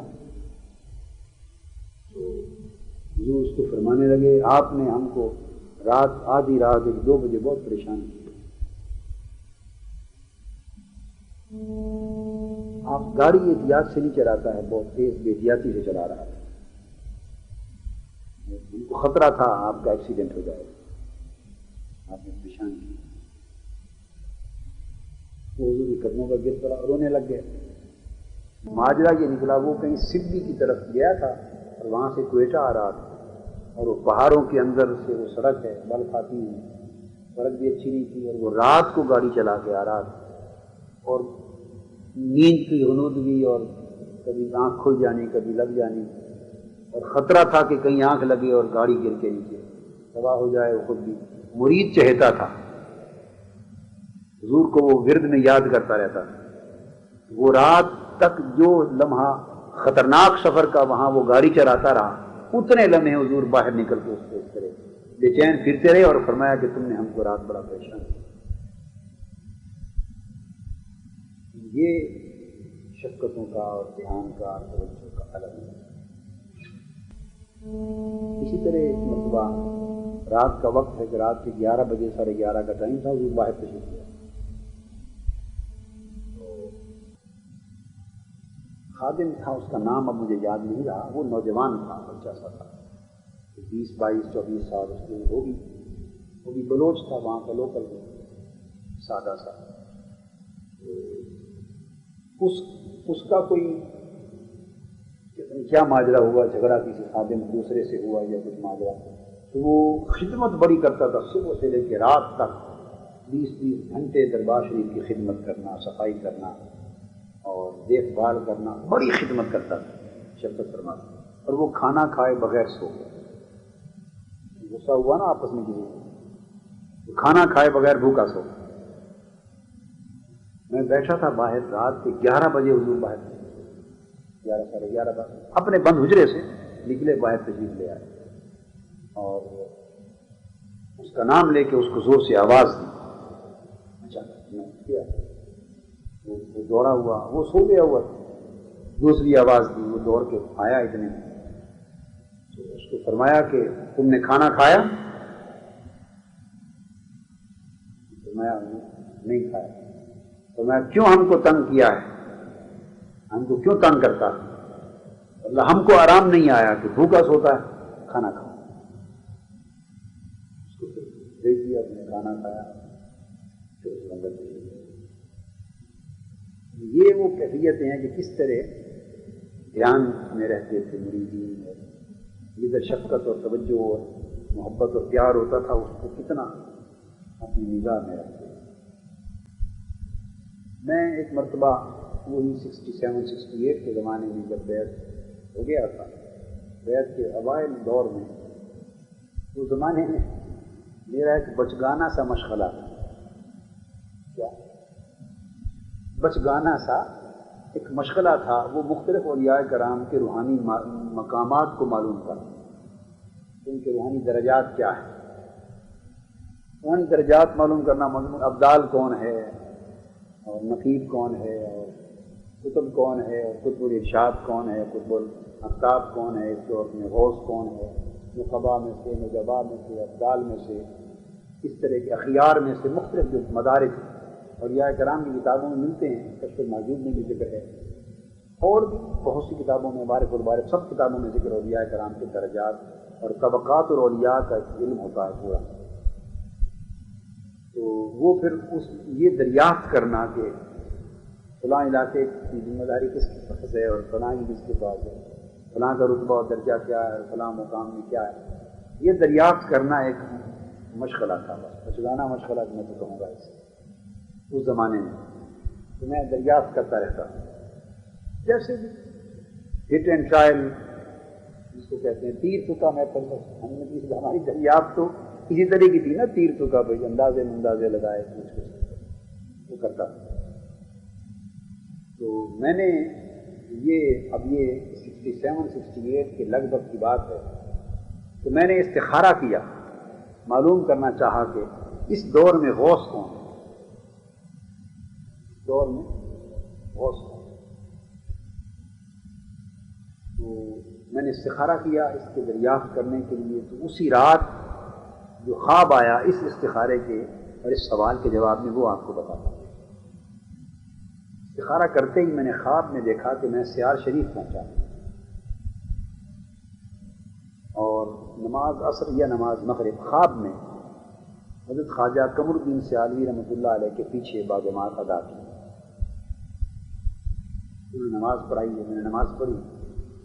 نماز کے بعد لوگ سارے چلے گئے اور میں نے استخارے کے اندر ان سے یہ سوال کیا کہ ان سے کیونکہ ابا جی قبلہ کی بڑی محبت اور تعلق تھا ان کا. سیاح شریف آنا جانا بڑی کثرت سے رہتا تھا. یا حضور سلطان عارفین سلطان باہو رضی اللہ تعالیٰ عنہ کثرت سے جاتے تھے اور ابا جی قبلہ کی حاضری اور اقتصاد فیض بہت تھا وہاں سے. میں بھی بچپن میں ان کے ساتھ کثرت سے جاتا تھا. اور حضور سلطان عارفین رضی اللہ تعالیٰ عنہ کے بعد یعنی اپنے جھنگ کے علاقے یا قریبی علاقے میں اگر دوسرا کوئی مزار شریف جگہ تھی تو وہ سیال شریف. خواجہ قمر الدین سیالوی رحمۃ اللہ تعالیٰ علیہ کی ابا جی قبلہ سے بڑی محبت اور بڑا پیار ہے. ابا جی قبلہ بھی بڑی محبت اور بڑا پیار رکھتے تھے. تو میں بھی ہمیشہ ساتھ جاتا تھا. تو یہ کثرت سے آنا جانا ایک تعلق لنک بہت زیادہ تھا. خیر جب یہ استخارہ کیا اور میں نے خواب میں دیکھا کہ میں خواجہ صاحب کے پیچھے نماز پڑھی، زیارت کی آپ کی اور نماز سے فارغ ہوئے لوگ چلے گئے اور میں آپ کے پاس اکیلے جا کے میں نے وہ سوال استخارے کے جواب میں خواب میں کر رہا ہوں اور پوچھ رہا ہوں کہ حضرت خواجہ صاحب قبلہ یہ غوث کون ہے اس دور؟ وہ خواب میں انہوں نے اوور کوٹ پہنا ہوا جو سردیوں میں پہنتے ہیں، اس میں اپنی جیب میں ہاتھ ڈالتے کاغذ نکال کر مجھے دے دیتے ہیں، کہتے ہیں کہ ذرا اکیلے جا کے نا اس کو پڑھ. میں نے وہ کاغذ لیا اور اکیلے جا کے پڑھا. جیسے حاشیہ لگاتے ہیں نا کاغذ پر، دائیں طرف ایک حاشیہ لگا ہوا ہے اور اس حاشیے پر لکھا ہے غوث اور اس کے سامنے نام لکھا ہوا ہے حضرت سید جمال الدین گیلانی بغدادی. یہ حضور پیر صاحب قبلہ کے سب سے بڑے بھائی تھے جن کا ذکر وہ عزیز محمد رمضان قادری نے کیا کہ ان کا وصال بمبئی میں تھا. حضور پیر صاحب قبلہ کے یہ 6 بھائی تھے اور 6 میں سب سے بڑے بھائی حضرت سیدنا جمال الدین گیلانی نے بتایا، سب سے بڑے بھائی حضور پیر صاحب. اور وہ اپنی جوانی کی عمر میں اوائل دور میں 1920-25 کے لگ بھگ 1920-25 کے زمانے میں وہ بغداد شریف سے نقل مکانی فرما کے لاہور سے ہوتے ہوئے تشریف لے گئے تھے بمبئی اور بمبئی مقیم ہو گئے اور وہیں پھر انہوں نے قیام کیا. ہزارہا مسلمان ہوئے ہندو ان کے دست مبارک پر، ہندو اور عیسائی. وہ زمانہ تھا جب حضرت قبلہ پیر سید جماعت علی شاہ صاحب محدث علی پوری رحمۃ اللہ تعالیٰ علیہ حیات.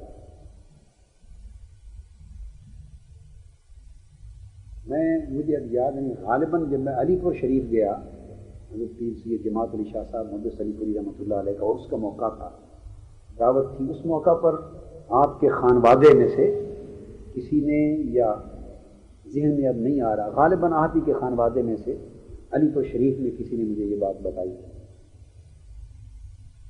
کہ جب حضرت سیدنا جمال الدین رضی اللہ تعالیٰ عنہ لاہور 1-2 روز آپ نے قیام فرمایا، تو اس وقت حضرت پیر جماعت علی شاہ صاحب محدث علی پوری رحمۃ اللہ علیہ اطلاع ملی، اور آپ علی پور شریف سے لاہور آپ کی زیارت اور آپ کی سمجھ میں آ گئی، اور یہاں آ کر بیٹھے تھے تو حضرت سیدنا جمال الدین رحمۃ اللہ علیہ نے ذکر کیا، بمبئی تشریف لے جا رہے تھے، کسی نے بتایا کہ وہ وہاں ہندو لوگ ہوتے ہیں، کافر ہیں، ڈاکو لٹیرے بھی ہوتے ہیں، تو آپ نے فرمایا ہمیں پہرا دینے والا کتا چاہیے جو چوکیداری کرے، ایک ایسا کتا چاہیے جو پہرہ داری اور چوکیداری کرے، ایسا چوکیداری اور پہرے داری کے مقصد کے لیے رکھنا جائز ہے جہاں ایسے حالات ہیں۔ آپ نے فرمایا کہ ایسا چاہیے، تو ہم نے سنا ہے کہ پنجاب کے بعض علاقوں میں ایسے کتے جو چوکیداری اور پہرے داری میں بڑے تیز ہوتے ہیں، یعنی کوئی آئے تو فوراً آٹھ سے پہچان لیتے ہیں، بو سونگھ لیتے ہیں، تو ایسے کوئی لوگ نسل ہوتے ہیں کچھ ایسے، تو ایسے ہیں آپ کے پاس، یعنی یہاں پنجاب میں آپ کو کچھ پتہ ہے، مل سکتے ہیں، تو برسبیل تذکرہ ملاقات میں ذکر فرمایا۔ مجھے انہوں نے یہ بات بیان کی کہ حضرت پیر جماعت علی شاہ صاحب قبلہ محدث علی پوری رحمۃ اللہ علیہ کے غالباً 2 صاحبزادے یا صاحبزادہ اور پوتا، 2 صاحبزادے تھے آپ کے یاد ہے؟ 2 صاحبزادے تھے، اب 2 صاحبزادے بھی ان کے ساتھ، 2 صاحبزادے بھی آپ کے ساتھ تھے کہ وہ سیدنا جمال الدین رحمۃ اللہ علیہ نے اس خواہش کا اظہار فرمایا، تو سیدنا جماعت علی شاہ صاحب محدث علی پوری رحمۃ اللہ تعالیٰ علیہ آپ نے بڑی عاجزی اور کمال ادب کے ساتھ آپ جھک گئے آپ کے گھٹنوں پر، اور اپنے دونوں بیٹوں صاحبزادوں کی گردنیں پکڑ لی، فرمایا حضور پتہ نہیں اور تو کوئی اچھی نسل کے وفادار ہوں گے یا نہیں، یہ میرے دونوں بیٹے ہیں، ان کو لے جائیے، اور کوئی اس نسل کے وفادار تو ملیں گے کہ نہیں، یہ اچھی نسل کے ہیں، وفادار ہوں گے، حضور ان دونوں میں سے جس کو پسند فرمائیں، دونوں کو لے جائیں گے اس کام کے، یہ پہرے داری چوکیداری کریں گے۔ یہ بات اس لیے آپ کو بتائی کتنے کتنے اکابر اولیاء، صلحاء، صوفیاء، بزرگان دین کس طرح کی عقیدت اور کس طرح کا تعلق اور کس طرح کا اظہار ان سے کرتے ہیں، وہ سیدنا جمال الدین رحمۃ اللہ یہ خواب میں پتہ چلا۔ اب چونکہ یہ واقعہ آ گیا جس کا میں نے ذکر کیا سیدنا جمال الدین رحمۃ اللہ علیہ کے حوالے سے، اسی مناسبت سے کہ کیسے کیسے اکابر ہستیاں کس طرح ادب سے پیش آتی ہیں، اسی مناسبت سے مجھے ایک بریلی شریف کا واقعہ یاد آ گیا۔ یہ 1956 کا یا 52 کا واقعہ ہے، غالباً 56 کا واقعہ ہے۔ حضور پیر صاحب قدوۃ الاولیاء حضور سیدنا طاہر علاء الدین گیلانی رضی اللہ تعالیٰ عنہ 1956 میں انڈیا تشریف لے گئے، اور اس دورے میں بریلی شریف بھی تشریف لے گئے۔ وہ زمانہ حضرت مفتی اعظم مولانا مصطفیٰ رضا خان صاحب رحمۃ اللہ تعالیٰ علیہ کا زمانہ تھا، وہ حیات تھے، مولانا مصطفیٰ رضا خان صاحب مفتی اعظم رحمۃ اللہ تعالیٰ علیہ حیات تھے، باقی ان کے بیٹے یہ تو پھر سارے نوجوان ہوتے تو خانوادہ پورا ہی تھا نا، مگر ان کا زمانہ تھا مفتی اعظم نے۔ تو یہ ایک کتاب ہے جیسے انہوں نے ذکر کیا، یہ ایک کتاب ہے حیدرآباد سے چھپی ہے، گلستان اولیاء حیدرآباد کے کوئی عالم ہیں اہل سنت کے، انڈیا کے ہیں، اصل وہ غالباً حیدرآباد میں مقیم تھے، انہوں نے وہ کتاب مرتب کی، اس میں درج ہے یہ واقعہ۔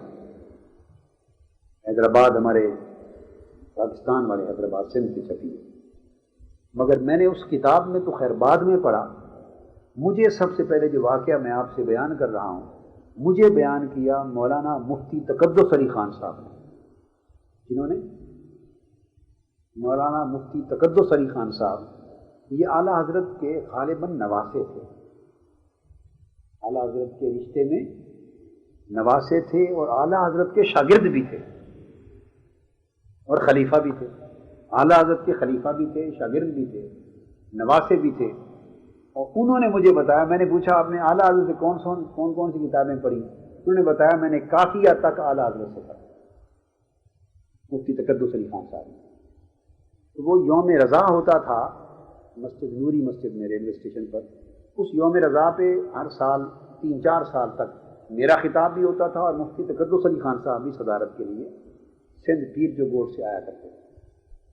میری اور ان کی جب پہلی ملاقات ہوئی نا یوم رضا کے موقع پر، پہلی، ان کو کسی نے بتایا تھا یا ان کے علم میں تھا، کسی نے بتایا ہوگا کہ میری بیعت اور نسبت اور غلامی حضور پیر صاحب کی بلا سے ہے، تو وہ یہ جانتے ہوئے انہوں نے پھر یہ واقعہ از خود مجھے، ہم دونوں اکٹھے ملے، مصافحہ ہوا، بیٹھے، اور میرے قریب انہوں نے میرے کانوں کے قریب، کیونکہ جلسہ جاری تھا، خطابات ہو رہے تھے، تو اپنا منہ میرے کان کے قریب کر کے فرمانے لگے کہ میں آپ کو ایک بات سناتا ہوں۔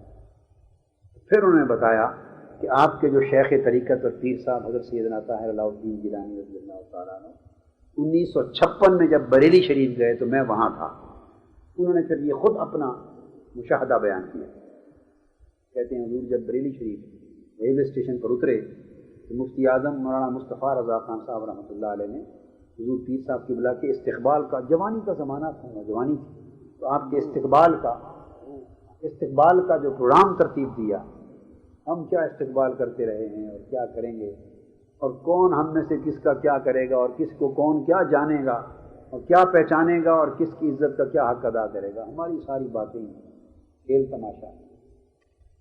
وہ جملہ پڑھا آپ نے پیچھے جو حضور کا فرمان ہے، پڑھیے، یہ حضور نے مجھے فرمایا تھا، خود میں نے، یعنی مجھے جب کبھی کبھی اکیلے بیٹھتے اور نصاحے اور آپ نصیحتوں میں کچھ کلمات فرماتے، ان میں سے ایک موقع پر یہ فرمایا تھا کہ بھوکا شخص مجھے فرمانا کہ حضور یہ اس زمانے کی بات ہے جب مسئلہ دیت چھڑا ہوا تھا، اور یہاں لاہور کے کچھ بس اس طرح کے مولوی صاحبان اپنی کام کاج کرتے تھے، فتویٰ بازیاں اور تماشا کرتے تھے، وہ اور اونٹ پوت پٹانگ گالی گلوچ اور فتوے، گالی گلوچ کے طریقے کے فتوے اور باتیں کرتے۔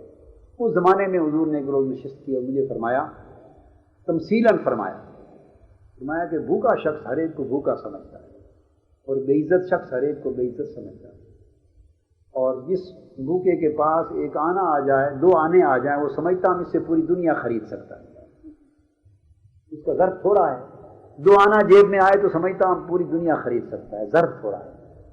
اس طرح کی اس نشست میں باتیں کرتے رہے ہوئے، اس میں یہ جملہ بھی تھا بڑا۔ میں نے حکمت، ایک بات بیٹے آپ کو بتاؤں، میں اس کو اللہ پاک کو گواہ بنا کے بیٹے آپ کو بتا رہا ہوں، میں نے حکمت،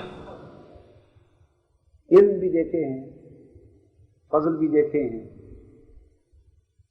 اور سنے بھی ہیں، دیکھے بھی ہیں، مگر حکمت جس کو کہتے ہیں، کیا حکمت، میں نے اپنی زندگی میں اگر کسی کو پیکر حکمت پایا اور حکمت کا سمندر موجزن پایا، جیسے ٹھاٹھے مارتا وہ سمندر ہے، تو حضور پیر صاحب کی بلا قدرت الاولیاء کی ذات ہوتا ہے۔ میں نے زندگی میں حکمت کی وہ شان نہ آپ سے پہلے کسی میں دیکھی، نہ آپ سے بعد میں کسی میں دیکھی، اور شاید زندگی میں وہ درجہ اور وہ شان حکمت کی کہیں دیکھنے کی ملے گی نہیں۔ یعنی سمجھ، زندگی میں سمجھ ہی آپ کو دیکھ کر یہ آئی کہ حکمت کسے کہتے ہیں، جسے قرآن مجید کہتا ہے نا وَمَن یُؤْتَ الْحِکْمَةَ فَقَدْ أُوتِیَ خَیْرًا کَثِیرًا، کہ جس کو حکمت عطا کر دی گئی اسے خیر کثیر عطا ہو گئی۔ تو یہ پڑھی تھی حکمت، پڑھی تھی مگر دیکھی نہیں تھی زندگی میں، آپ کو دیکھا تو حکمت کی سمجھ آئی، اور آپ کے کلام میں جو حکمت ہوتی تھی سمندر موجزن ہوتے تھے۔ اور حکمت بیٹے کتابوں سے نہیں آتی، حکمت سراسر وہب اور فیضان الہی ہے، حکمت عطا ہوتی ہے، اندر ایک چشمہ کھلتا ہے، دروازہ کھلتا ہے، فتح باب ہوتا ہے، شرح صدر ہوتا ہے، حکمت کا پھر چشمہ بہت نکلتا ہے، پھر زبان سے وہ چشمہ جاری ہوتا ہے۔ یہ کتابوں کے راستے سے، نصابات کے راستے سے، درس و تدریس کے راستے سے اور تعلیم و تربیت کے راستے سے نہیں آتی، حکمت کا راستہ ہی نہیں ہے قسم، یہ سراسر وہب ہے، اور وہ معمولی نہیں، کمال درجے پر دیکھی تھی آپ کی ذات میں۔ میں یہ عرض کر رہا تھا بیٹے کہ وہ بات یہاں سے آئی کہ جس شخص کو اللہ نے عزت دی ہو اسے پتہ ہوتا ہے کہ عزت کیا ہے، تو جس کو خود جس نے اپنی زندگی میں من جانب اللہ عزت کو دیکھا ہو وہی صاحب عزت کو پہچان سکتا ہے، اور وہی صاحب عزت کی عزت کر سکتا ہے۔ بے عزت لوگ نہ عزت کو جانتے ہیں، نہ عزت والے کو پہچانتے ہیں، اور نہ کسی معزز کی عزت کرنا جانتے ہیں، عزت کر ہی نہیں سکتے۔ کسی کی عزت کرنے کے لیے خود صاحب عزت ہونے کی ضرورت ہے۔ اس لیے ہم سمجھتے ہیں کہ ہم نے اپنی زندگی گنوا دی، خود چونکہ عزت والے لوگ ہم نہیں تھے، ہم ان کی عزت نہ کر سکے۔ تو وہ مفتی تقدس علی خان صاحب نے بتایا کہ جب آپ بریلی شریف کے ریلوے اسٹیشن پر اترے تو لاکھوں کی تعداد میں مسلمان بریلی شریف کے اور ارد گرد یو پی سی پی کے انڈیا کے لاکھوں کی تعداد میں جمع تھے، کہتے ہیں ہزاروں نہیں تھے، ایک سمندر تھا، اور جس کار پر آپ سوار ہوئے تقریباً 3 میل کا فاصلہ ہے۔ میں گیا ہوں بریلی شریف، میں نے حاضری دی ہے، ریلوے اسٹیشن سے لے کے اعلیٰ حضرت کا محلہ اور مزار شریف جہاں آپ کا گھر بھی ہے، مزار شریف تقریباً 3 میل کا فاصلہ ہے۔ انہوں نے بتایا کہ جس کار پر حضور سوار ہوئے اس کار کو مولانا مصطفیٰ رضا خان صاحب رحمۃ اللہ علیہ کے حکم پر ہم سب نے اور علماء نے اور وہ خود بھی ضعیف تھے، جس کو جتنی بھی سخت طاقت ہوئی، اور لاکھوں لوگوں نے اس گاڑی کو، کار کو کندھوں پر اٹھا لیا، اور 3 میل کا سفر کار سڑک پر نہیں چلی، لوگوں کے کندھوں پر گئی، پورے 3 میل، یعنی سڑک پر کار کے پہیے نہیں لگے، کندھوں پر گئی۔ یہ تو ان کا مقام سنا، یعنی ان کا عزت افزائی کا اور عزت کرنے کا انداز سنا۔ اور حاجی محمد رشید صاحب تو بیٹھے ہیں، یہ تو دیکھتے ہوں گے منظر۔ فیصل آباد کا میں نے علماء سے سنا، وہ خود اپنے استاد مکرم مولانا عبدالرشید صاحب رضوی سے بھی سنا، اور کئی علماء نے بیان کیا کہ جب حضور فیصل آباد تشریف لاتے، حضرت محدث اعظم مولانا سردار احمد صاحب رحمۃ اللہ تعالیٰ علیہ کے زمانے میں غالباً 2 یا 3 مرتبہ ان کے زمانے میں سالانہ جلسہ دستار فضیلت کی صدارت کے لیے ان کی دعوت پر تشریف لائے۔ تو ساری دنیا جانتی ہے، یہ تو کل کا واقعہ ہے کہ ریلوے اسٹیشن فیصل آباد سے لے کر جامع رضویہ تک حضرت شیخ الحدیث مولانا سردار احمد صاحب قبلہ رحمۃ اللہ تعالیٰ علیہ سفید جنگ بازار، سفید کورے لٹھے کے فیکٹری سے نکلے ہوئے سفید کپڑے کے تھان بچھواتے، وہ کپڑا جو استعمال شدہ بھی نہ ہو، ریلوے اسٹیشن سے جنگ بازار جامع رضویہ تک سفید کپڑے کے تھان بچھتے، اور جب آپ ٹرین سے اترتے تو ٹرین سے لے کر اس آپ کی رہائش گاہ تک آپ کی کار سفید کپڑے کے تھان پہ چلتی، عام ننگی سڑکوں پہ آپ کی کار نہیں چلنے دیتے۔ اور مجھے کئی علماء نے یہ بات بھی بتائی کہ ایک مرتبہ جب آپ جلسہ گاہ میں آئے تو وہاں جلسہ گاہ تک بھی سفید کپڑا بچھایا جاتا تھا جس کے اوپر آپ چلتے تھے، اور رش کی وجہ سے مجھے کسی نے بتایا کہ آپ کے شاگرد اکابر علماء میں سے کسی ایک نے چشمدید واقعہ بتایا کہ رش کی وجہ سے کپڑا ہٹ گیا، نیچے زمین ننگی ہو گئی، حضور تشریف لائے اور آگے آگے آپ چلتے تھے الٹے سے، پشت نہیں کرتے تھے، حضرت محدث اعظم حضور قدوۃ الاولیاء کی طرف پشت نہیں کرتے تھے، تو چلتے تھے اور جگہ ننگی ہو گئی، کپڑا ہٹ گیا، آپ نیچے گر پڑے اور اپنی ریش مبارک کے ساتھ جگہ کو صاف کرنے لگے تاکہ اس جگہ پر سے گزر کے جائے۔ جب یہ منظر ان کا دیکھا تو جو علماء اور بڑے بڑے ہزارہ علماء اور اکابر اور طلباء تلامذہ جو آئے ہوئے تھے وہ دھاڑیں مار کے رونے لگے، یعنی یہ منظر ان کا عاجزی اور انکساری کا اور ادب کا یہ منظر کسی سے دیکھا نہ گیا۔ یہ ناقابل فہم، ناقابل تصور، ناقابل فہم، مگر یہ تو ادب کے وہ مقامات ہیں کہ جو صاحبان ادب جانتے ہیں، صاحبان ادب جانتے ہیں۔ تو مجھے یہ حنیف طیب صاحب نہیں، کراچی والے جو مولانا عبدالستار نیازی صاحب کے سیکرٹری جنرل ہیں ان کی جماعت میں، جمعیت علماء پاکستان میں، حنیف طیب صاحب، حاجی حنیف طیب صاحب، وہ منسٹر بھی رہے، انہوں نے مجھے یہ خود ایک مرتبہ یہ بات بتائی۔ وہ مرید ہیں حضرت غزالی زماں حضرت علامہ سید احمد سعید شاہ صاحب کاظمی کی رحمۃ اللہ تعالیٰ علیہ، میرے استاد بھی ہیں، غزالی زماں رحمۃ اللہ علیہ کے وہ مرید ہیں حاجی حنیف طیب صاحب۔ انہوں نے مجھے بتایا، حنیف طیب صاحب نے، حاجی حنیف طیب صاحب نے، کہ ایک روز حضرت قبلہ سید احمد سعید کاظمی شاہ صاحب رحمۃ اللہ علیہ نے مجھ سے کہا، خود انہوں نے فرمایا کہ بھائی حاجی صاحب، یہ جس طرح بھی بلاتے ہوں گے، آپ مجھ پر ایک بہت بڑا احسان کر دیں، ایک میرا کام ہے، کر دیں۔ میں نے کہا کیا کام ہے؟ انہوں نے فرمایا کہ کراچی میں حضور پیر صاحب کا ذکر کیا، میں ان کی قدم بوسی کے لیے حاضر ہونا چاہتا ہوں، مجھ سے کراچی میں بات کر کے ان سے ٹائم لے لیں گے. میں تو جاتا رہتا ہوں اکثر، تو میں ٹائم لے لوں گا، بڑی بات ہوگی میرے لیے.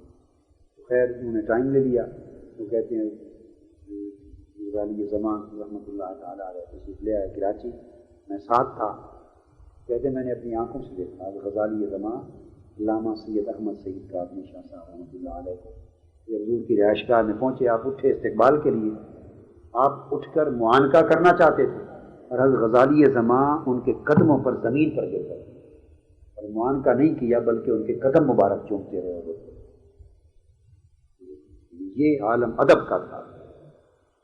حضور قدوۃ الاولیاء کے ساتھ اتنے بڑے بڑے اکابر علماء کا، بزرگوں کا، فضلاء کا ایسی ایسی بلند پایا. تو مفتی تقدس علی خان صاحب نے یہ بھی بتایا کہ 3 میل کا سفر حضور کی کار کو کندھوں پر اٹھا کے کیا گیا. بریلی شریف پہنچے، 3 دن حضور بریلی شریف میں رہے. کتنے؟ 3 دن بریلی شریف. یہ بھی انہوں نے مجھے بتایا کہ 3 دن جب تک حضور قدوۃ الاولیاء نوجوان تھے، اس وقت نوجوان تھے، جب تک بریلی شریف میں رہے، مفتی اعظم ہند حضرت مولانا مصطفیٰ رضا خان صاحب رحمۃ اللہ تعالیٰ علیہ نے پورے 3 دن بریلی شریف میں جوتے نہیں پہنے. جب تک آپ وہاں رہے آپ نے 3 دن جوتے نہیں پہنے، ننگے پاؤں پھرتے تھے. حضور جب طہارت کے لیے جاتے، وضو کے لیے جاتے، تو لوٹا پانی کا بھر کے طہارت وضو کے لیے خود کھڑے ہوتے. شاگردوں کو اور دیگر علماء کو منع کر دیا تھا کہ یہ ڈیوٹی اور کوئی انجام نہیں دے. مفتی اعظم مولانا مصطفیٰ رضا خان رحمۃ اللہ لوٹا بھر کے آپ کی طہارت وضو کے لیے خود کھڑے ہوتے اور آپ کو کر رہے. میں جب یہ واقعہ مفتی تقدس علی خان صاحب سے ساری باتیں سنی، تب میں اگلی بار جب کراچی گیا تو میں نے حضور سے عرض کی اور حضور سے اب تصدیقاً پوچھا. واقعات میں نے ان سے سنے اور بعد میں نے حضور سے سنا.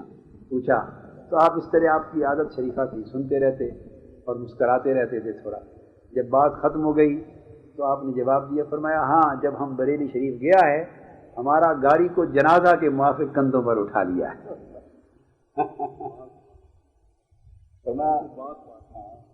جو جملہ مجھے بولا نا، فرمایا ہمارا گاڑی کو جنازہ کے موافق کندھوں پر اٹھا لیا ہے.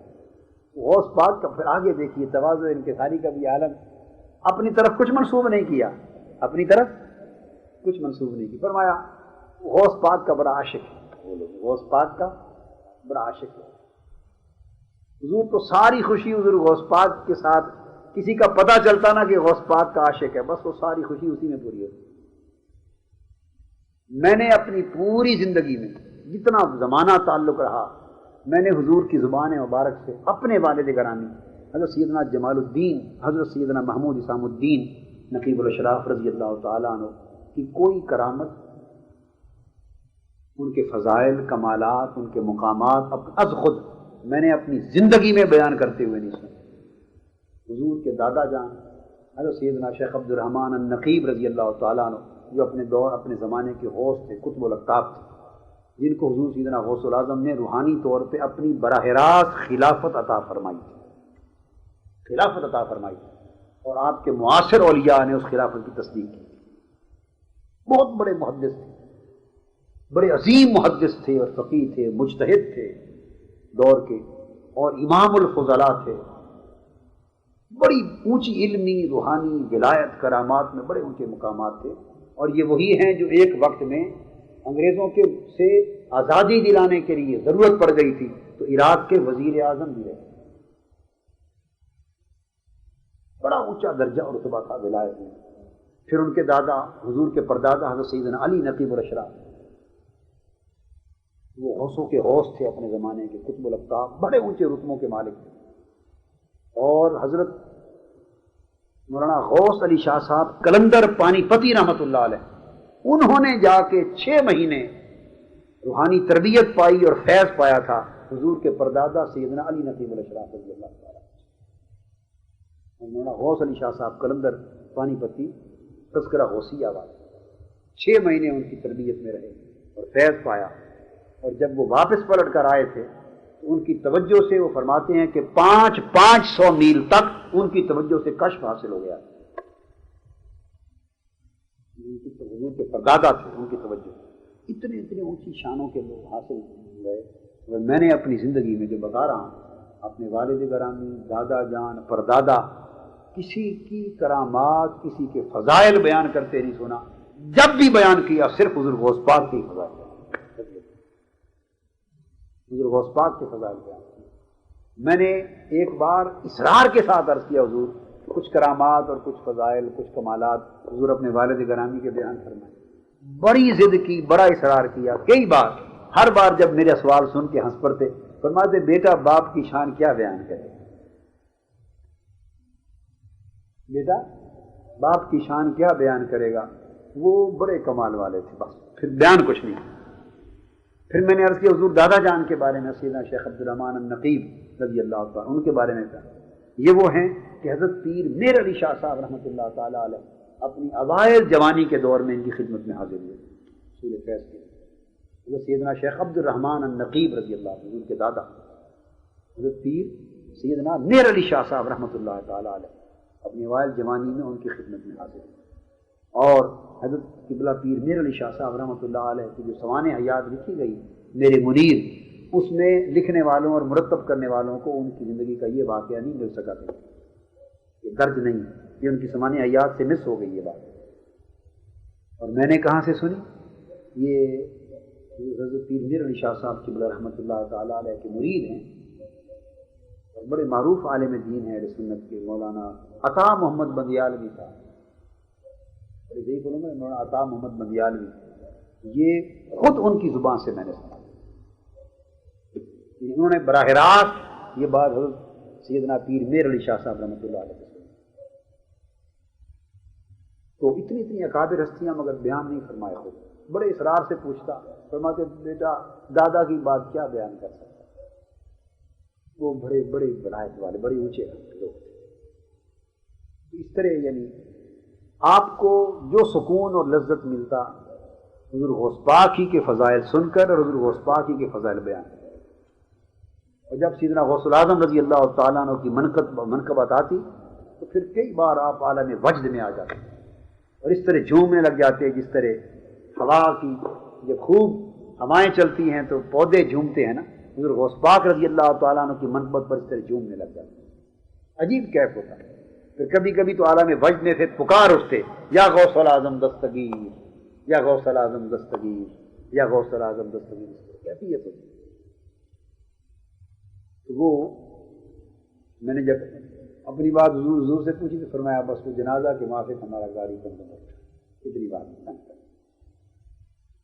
تو خیر یہ ہے کہ بہت ساری باتیں ہیں، ساری رات کئی راتوں کا تذکرہ ہے، کئی راتیں بھی گزر جائیں تو موضوع ختم نہیں ہوتا. ہاں تو میں یہ عرض کر رہا تھا کہ وہ سیدنا جمال الدین رحمۃ اللہ تعالیٰ علیہ معلوم کیا تو استخارے میں پتہ چلا کہ اس وقت غوث وہ ہیں.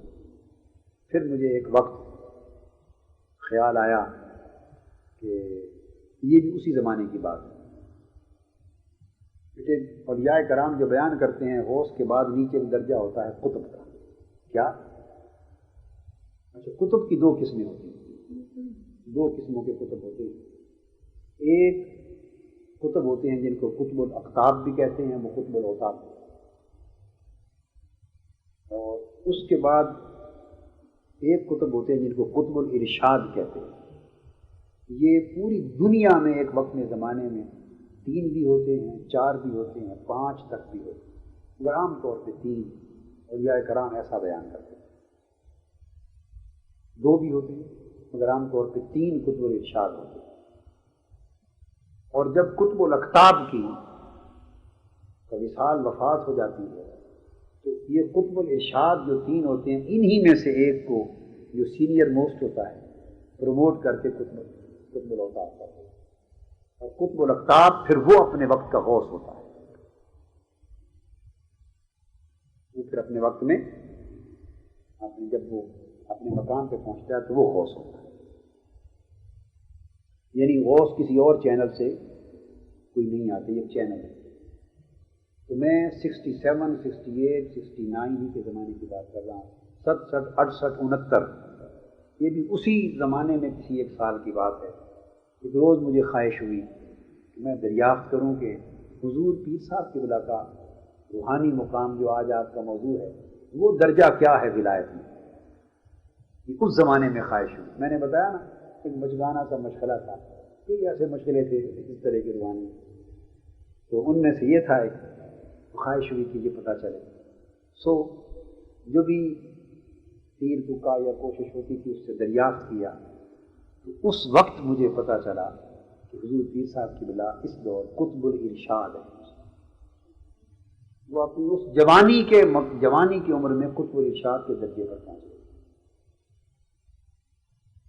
قطب الارشاد کے درجے پر پہنچ گئے. اور میرا کبھی غیر متزلزل یقین ہے اس بات پر، اور میرا وجدان ہے اور وثوق کے ساتھ بتا رہا ہوں کہ آپ کا وصال نہیں ہوا غوث سے کم حالت میں. جب آپ کا وصال ہوا تو وہ غوثیت کے مقام پر پہنچ گئے. غوثیت کے مقام پر پہنچے اس حالت میں آپ کا، اور اس مقام پر آپ کا وصال. اور جو پہلی بات میں نے بتائی وہ 67 68 یا 69 کے زمانے میں. اس لیے اللہ پاک نے روحانیت میں آپ کو صاحب تصرف کیا اور مقام تکوین عطا کیا. مقام تکوین ایک مقام ہوتا ہے کہ اس پر اگر اللہ کا ولی یعنی ایک خاص حالت اور ایک خاص کیفیت میں کسی چیز کو کہ ہو جا، وہ ہو جائے. اور یہ جب قطب ہوتے ہیں تو ان کو یہ مقامات نصیب ہوتے ہیں اقطاب کو اقواس.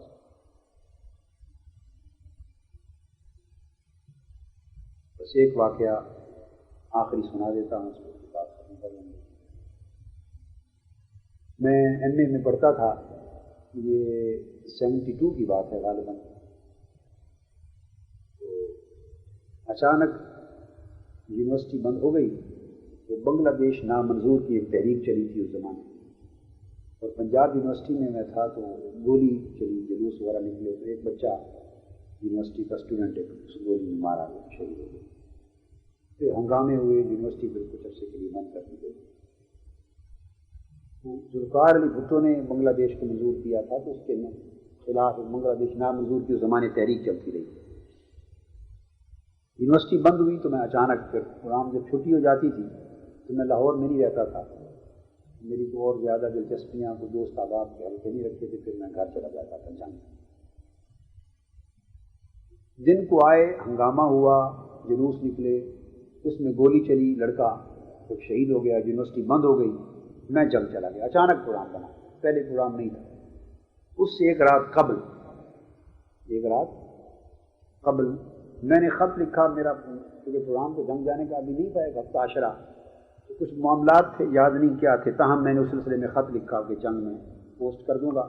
وہ لفافہ میری جیب میں تھا، پچھلی رات جو لکھا تھا کہ یہاں پوسٹ کر دوں گا. اور یہاں پہنچتے ہی تحریک شروع ہو گئی اور جلوس نکلے. وہ میں داخانے بھی نہ جا سکا، اتنے میں گولی چلی، یونیورسٹی بند ہو گئی اور اناؤنسمنٹ ہو گئی یونیورسٹی میں اتنے غیر محدود عرصے کے لیے بند ہے. تو وہ بجائے خط پوسٹ کرنے کے پروگرام بن گیا کہ چلو خود جنگ جا رہا ہوں، تو خط بھی ساتھ ہی چلا گیا. اب وہ جو رات پہلی تھی جس رات میں نے خط لکھا تھا اور سویا، اس رات میں نے خواب میں دیکھا.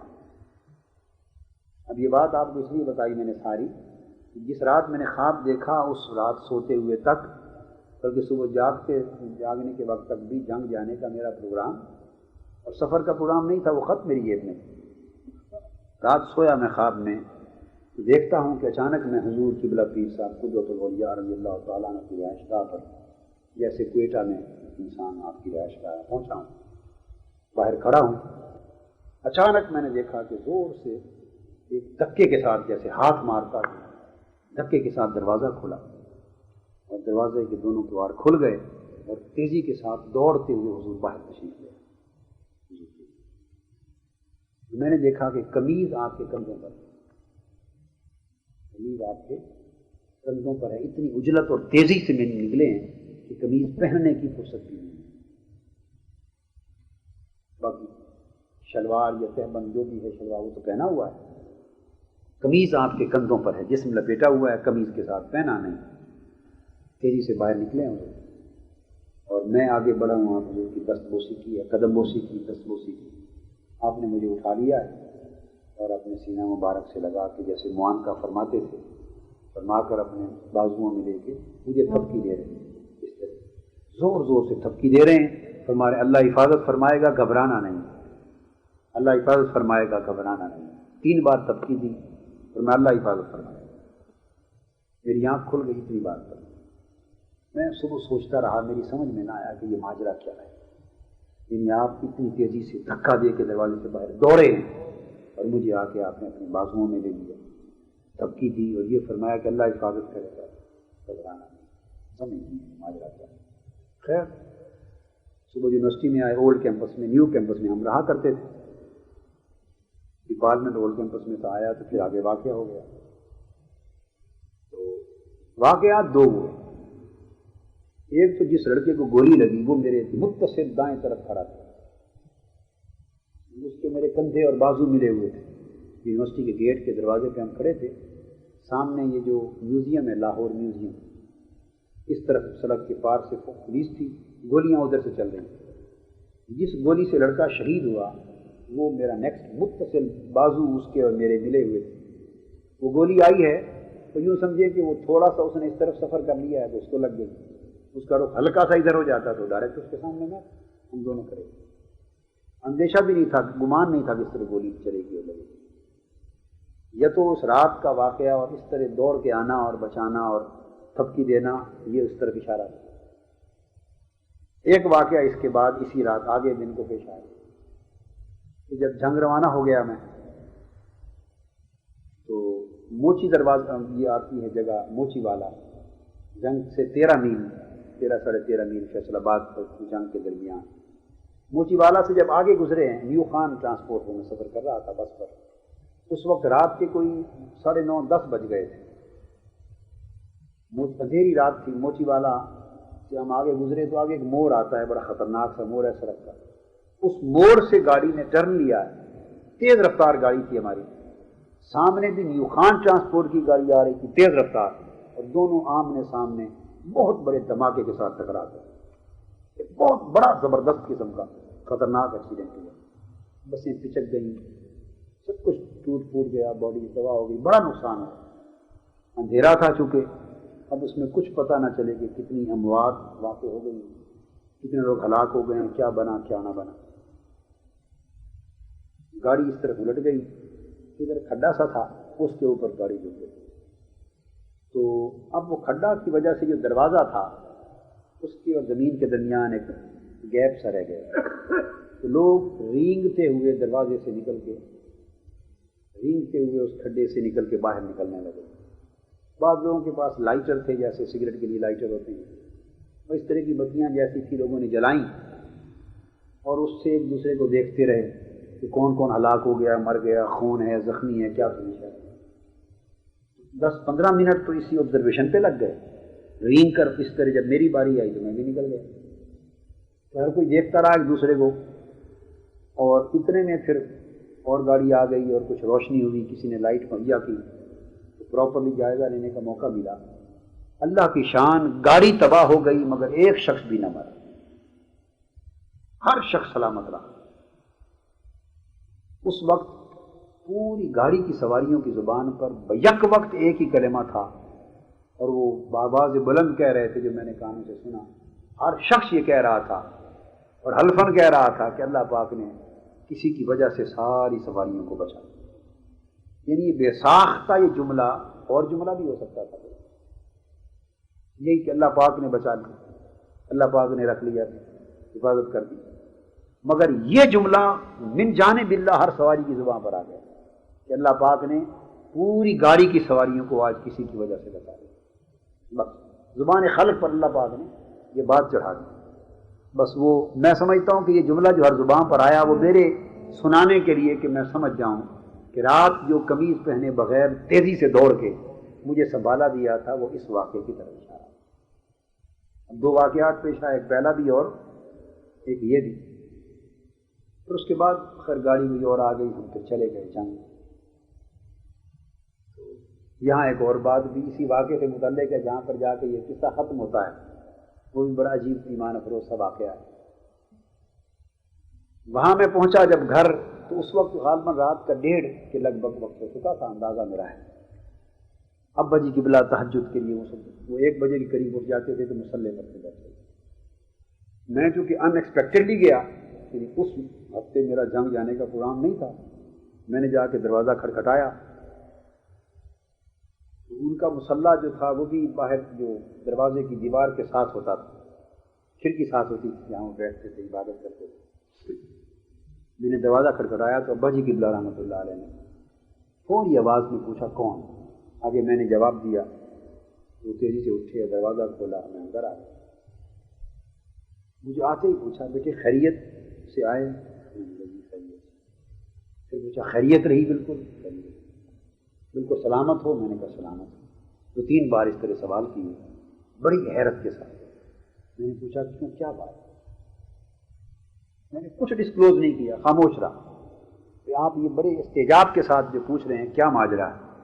میں نے فرمایا بیٹے ابھی تھوڑی دیر پہلے میں اٹھا تھا تہجد کے لیے، تو میں رات یوں ہی میں نے عشاء کے بعد سویا ہوں، تو آنکھ میری لگی ہے تو سوتے ہی میں نے خواب دیکھا ہے کہ ایک تختی کسی نے مجھے دی ہے، اس کے اوپر کچھ لکھا ہوا ہے کالی سیاہی کے ساتھ، اور ایک بزرگ نے مجھے تختی لا کے دی اور مجھے فرمایا فرید الدین اس کو اپنے ہاتھ سے مٹا دو۔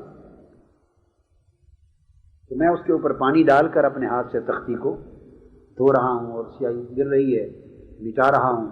وہ جب مٹ گئی اور صاف ہو گئی میری طبیعت پہ ایک خوشی سی آ گئی ہے۔ پہلے تختی کو دیکھ کے، لکھا ہوا دیکھ کے ایک بوجھ آ رہا تھا خاصا طبیعت پر، مٹ کے صاف ہو گئی تو فرحت و خوشی آ گئی اور اطمینان کا اظہار ہو گیا، اور میں دل میں کہہ رہا ہوں چلو الحمدللہ کہ جو لکھا تھا مٹ گیا، جو لکھا تھا مٹ گیا۔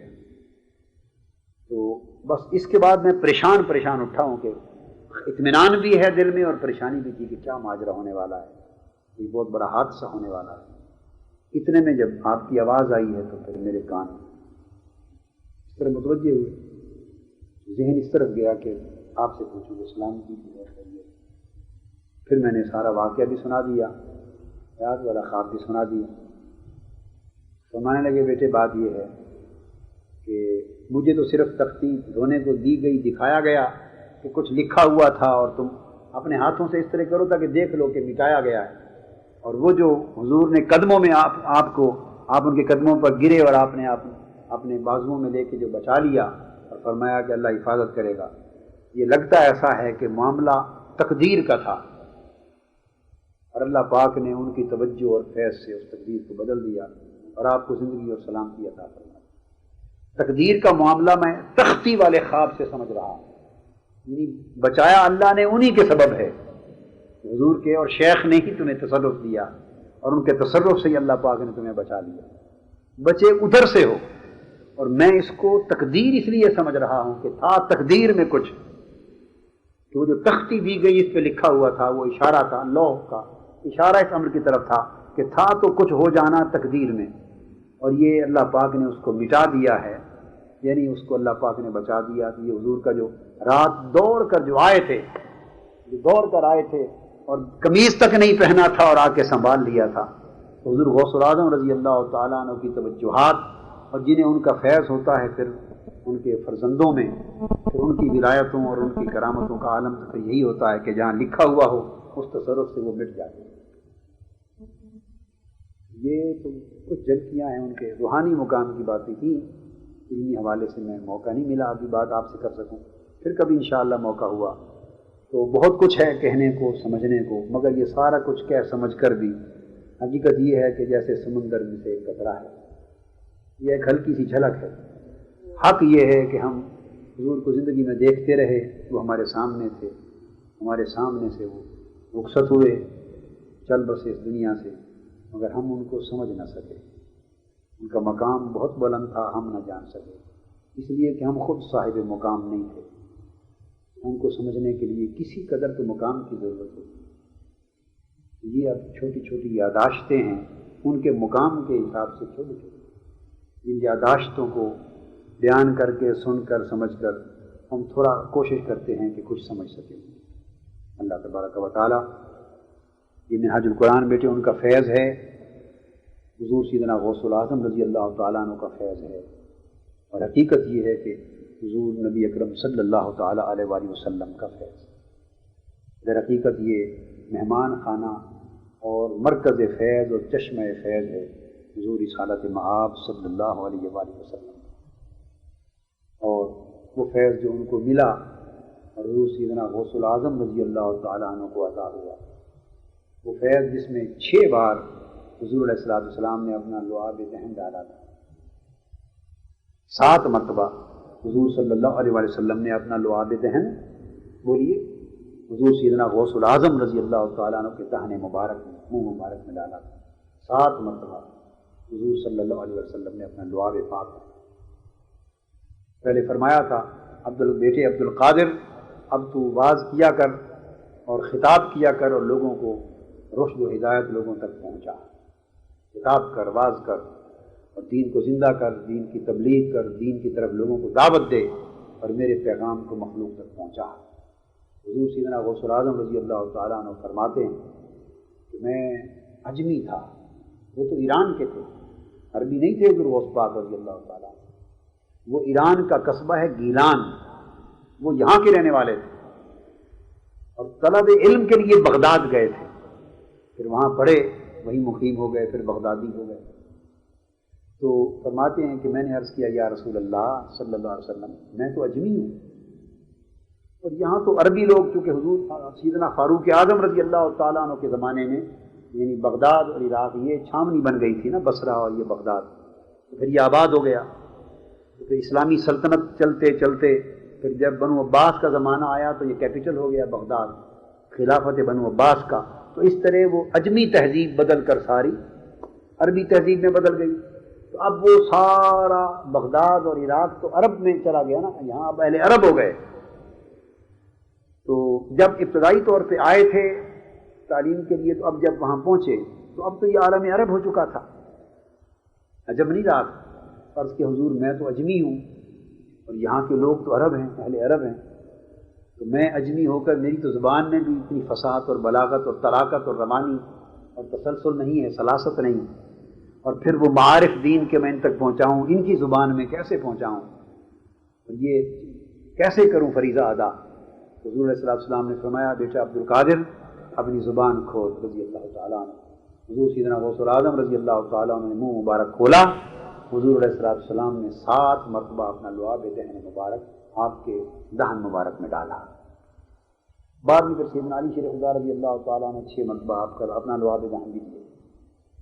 حضور غوث پاک رضی اللہ تعالیٰ عنہ فرماتے ہیں کہ حضور علیہ السلام کا لعاب دہن مبارک ملنے کی دیر تھی کہ میرے سینے سے معرفت کے دین کے معرف کے چشمے ابل پڑے، اور وہ جو چشمے ابلے میرے باطن سے وہ روانی اور سلاست کے ساتھ میری زبان سے ابلنے لگے۔ پھر آپ خطاب فرماتے اور 70 ہزار عرب علماء اور مشائخ اور عجم کے پھر آپ کے اجتماع میں ہوتے، اور پھر زبان کی روانی اور سلاست اور اس کی پھر اثرات کا، چونکہ زبان پاک حضور علیہ السلام کی زبان مبارک سے لعاب دہن ملا تھا نا، تو تاثیر کا یہ عالم تھا کہ بعض اوقات حضور غوث پاک کی خطاب کی مجلس سے 70 جنازے بھی اٹھے ایک مجلس سے، تو یہ کیفیت۔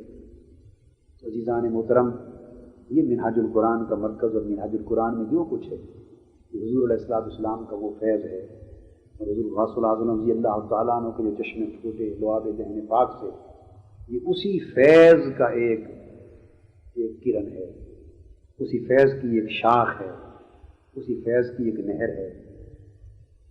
یقیناً یعنی اللہ پاک کی عزت کی قسم کھا کے بتاتا ہوں، اللہ پاک کی عزت کی قسم کھا کے بتاتا ہوں، نہ مبالغہ ہے، نہ کوئی استعارہ کنایا ہے، نہ کوئی دائیں بائیں کی تعبیر ہے، سفید کھڑے دن کی طرح جس طرح کوئی حق بات کہتا ہے واقعہ دیکھ کر، یہ حق بات کہہ رہا ہوں، یہ حضور علیہ السلام کے اسی فیض کا اور وہی غوثیہ فیض کا، وہی جس کا میں نے ذکر کیا، یہ جو چلا ہے یہ اسی فیض کی ایک نہر ہے جو منہاج القرآن کی صورت میں اس قوم کو، اس امت کو نصیب ہوئی، اور وہ سارا فیض حضور غوث پاک رضی اللہ تعالیٰ عنہ کا حضور قدوۃ الاولیاء کے واسطے سے نصیب ہوئی۔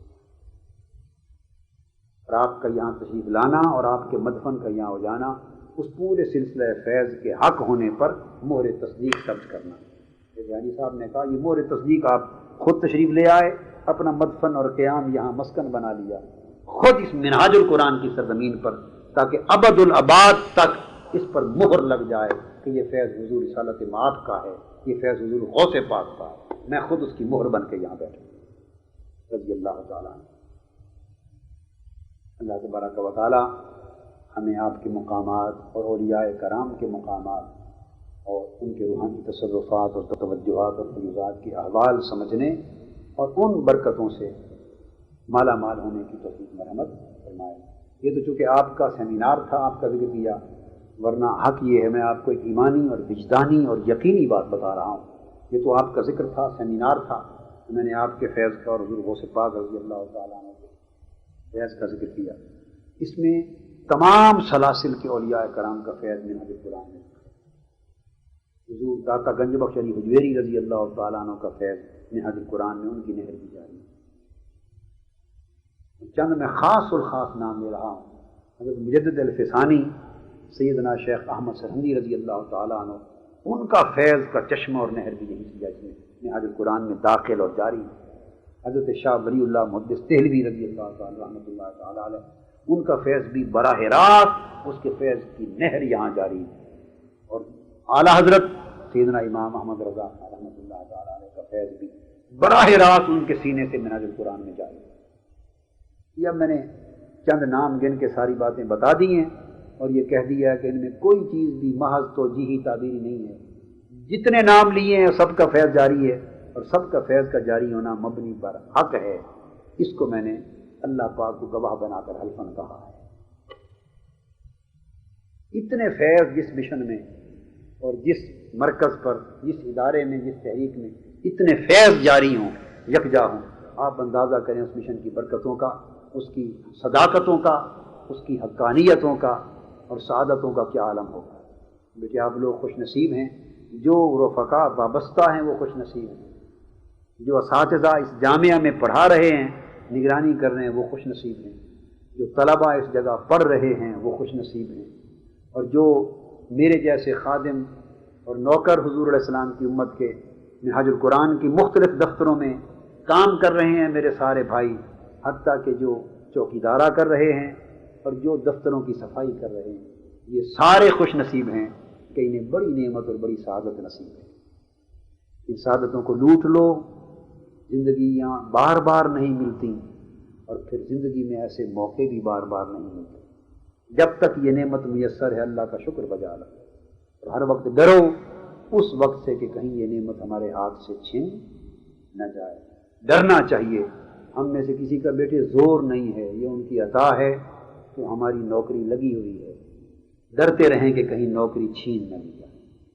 اور آپ خوش نصیب ہیں کہ اس مرکز پر آئے ہیں، فیضیاب ہو رہے ہیں بیٹے، اپنے ظاہر کو بھی فیضیاب کریں، باطن کو بھی فیضیاب کریں، علم نافع بھی لیں، عمل صالح بھی لیں، تقویٰ بھی لیں، طہارت بھی لیں، روحانیت بھی لیں، نور بھی لیں، علم و عرفان بھی لیں، وجدان بھی لیں، عرفان بھی لیں، سب کچھ ملے گا، اور انشاءاللہ اس تحریک سے احیاء اسلام اور تجدید دین ہوگی۔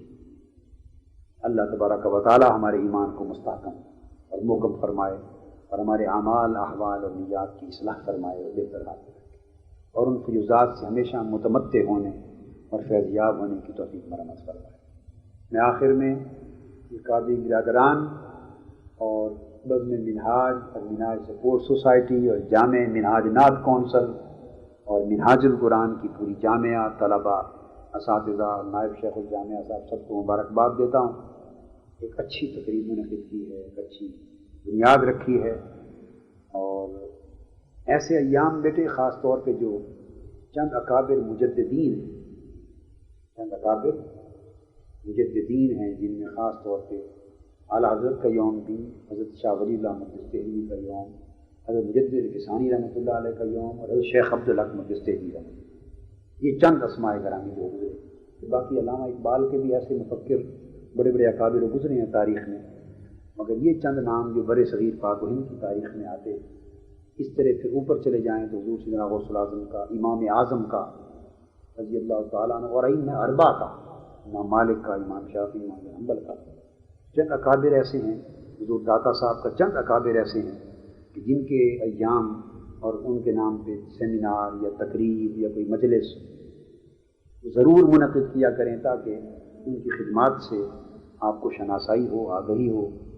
اور ایک ذہنی ربط بیٹھے اکابر کے ساتھ، اولیاء اور ائمہ کے ساتھ قائم ہو، اور دل بھی زندہ رہیں اور ان کی تعلیمات بھی، اور ان کے جس انداز کے ساتھ انہوں نے خدمت دین اور تجدید دین کے کام کیے وہ جذبہ آپ کے اندر پیدا ہو، اور ساری بات کر کے پھر اس سے بات کو آگے چلا کر تحریک منہاج القرآن کے ساتھ اس کو منسلک کیا کریں کہ ہم اپنی تحریک میں ان اکابر اور مجددین اور ائمہ دین کی خدمات سے کس طرح استفادہ کر سکتے ہیں، اور اپنے دین مبین کی خدمت کی اس تحریک کو اور زیادہ بلند و بالا کس طرح کر سکتے ہیں، اس پر محنت کیا کریں۔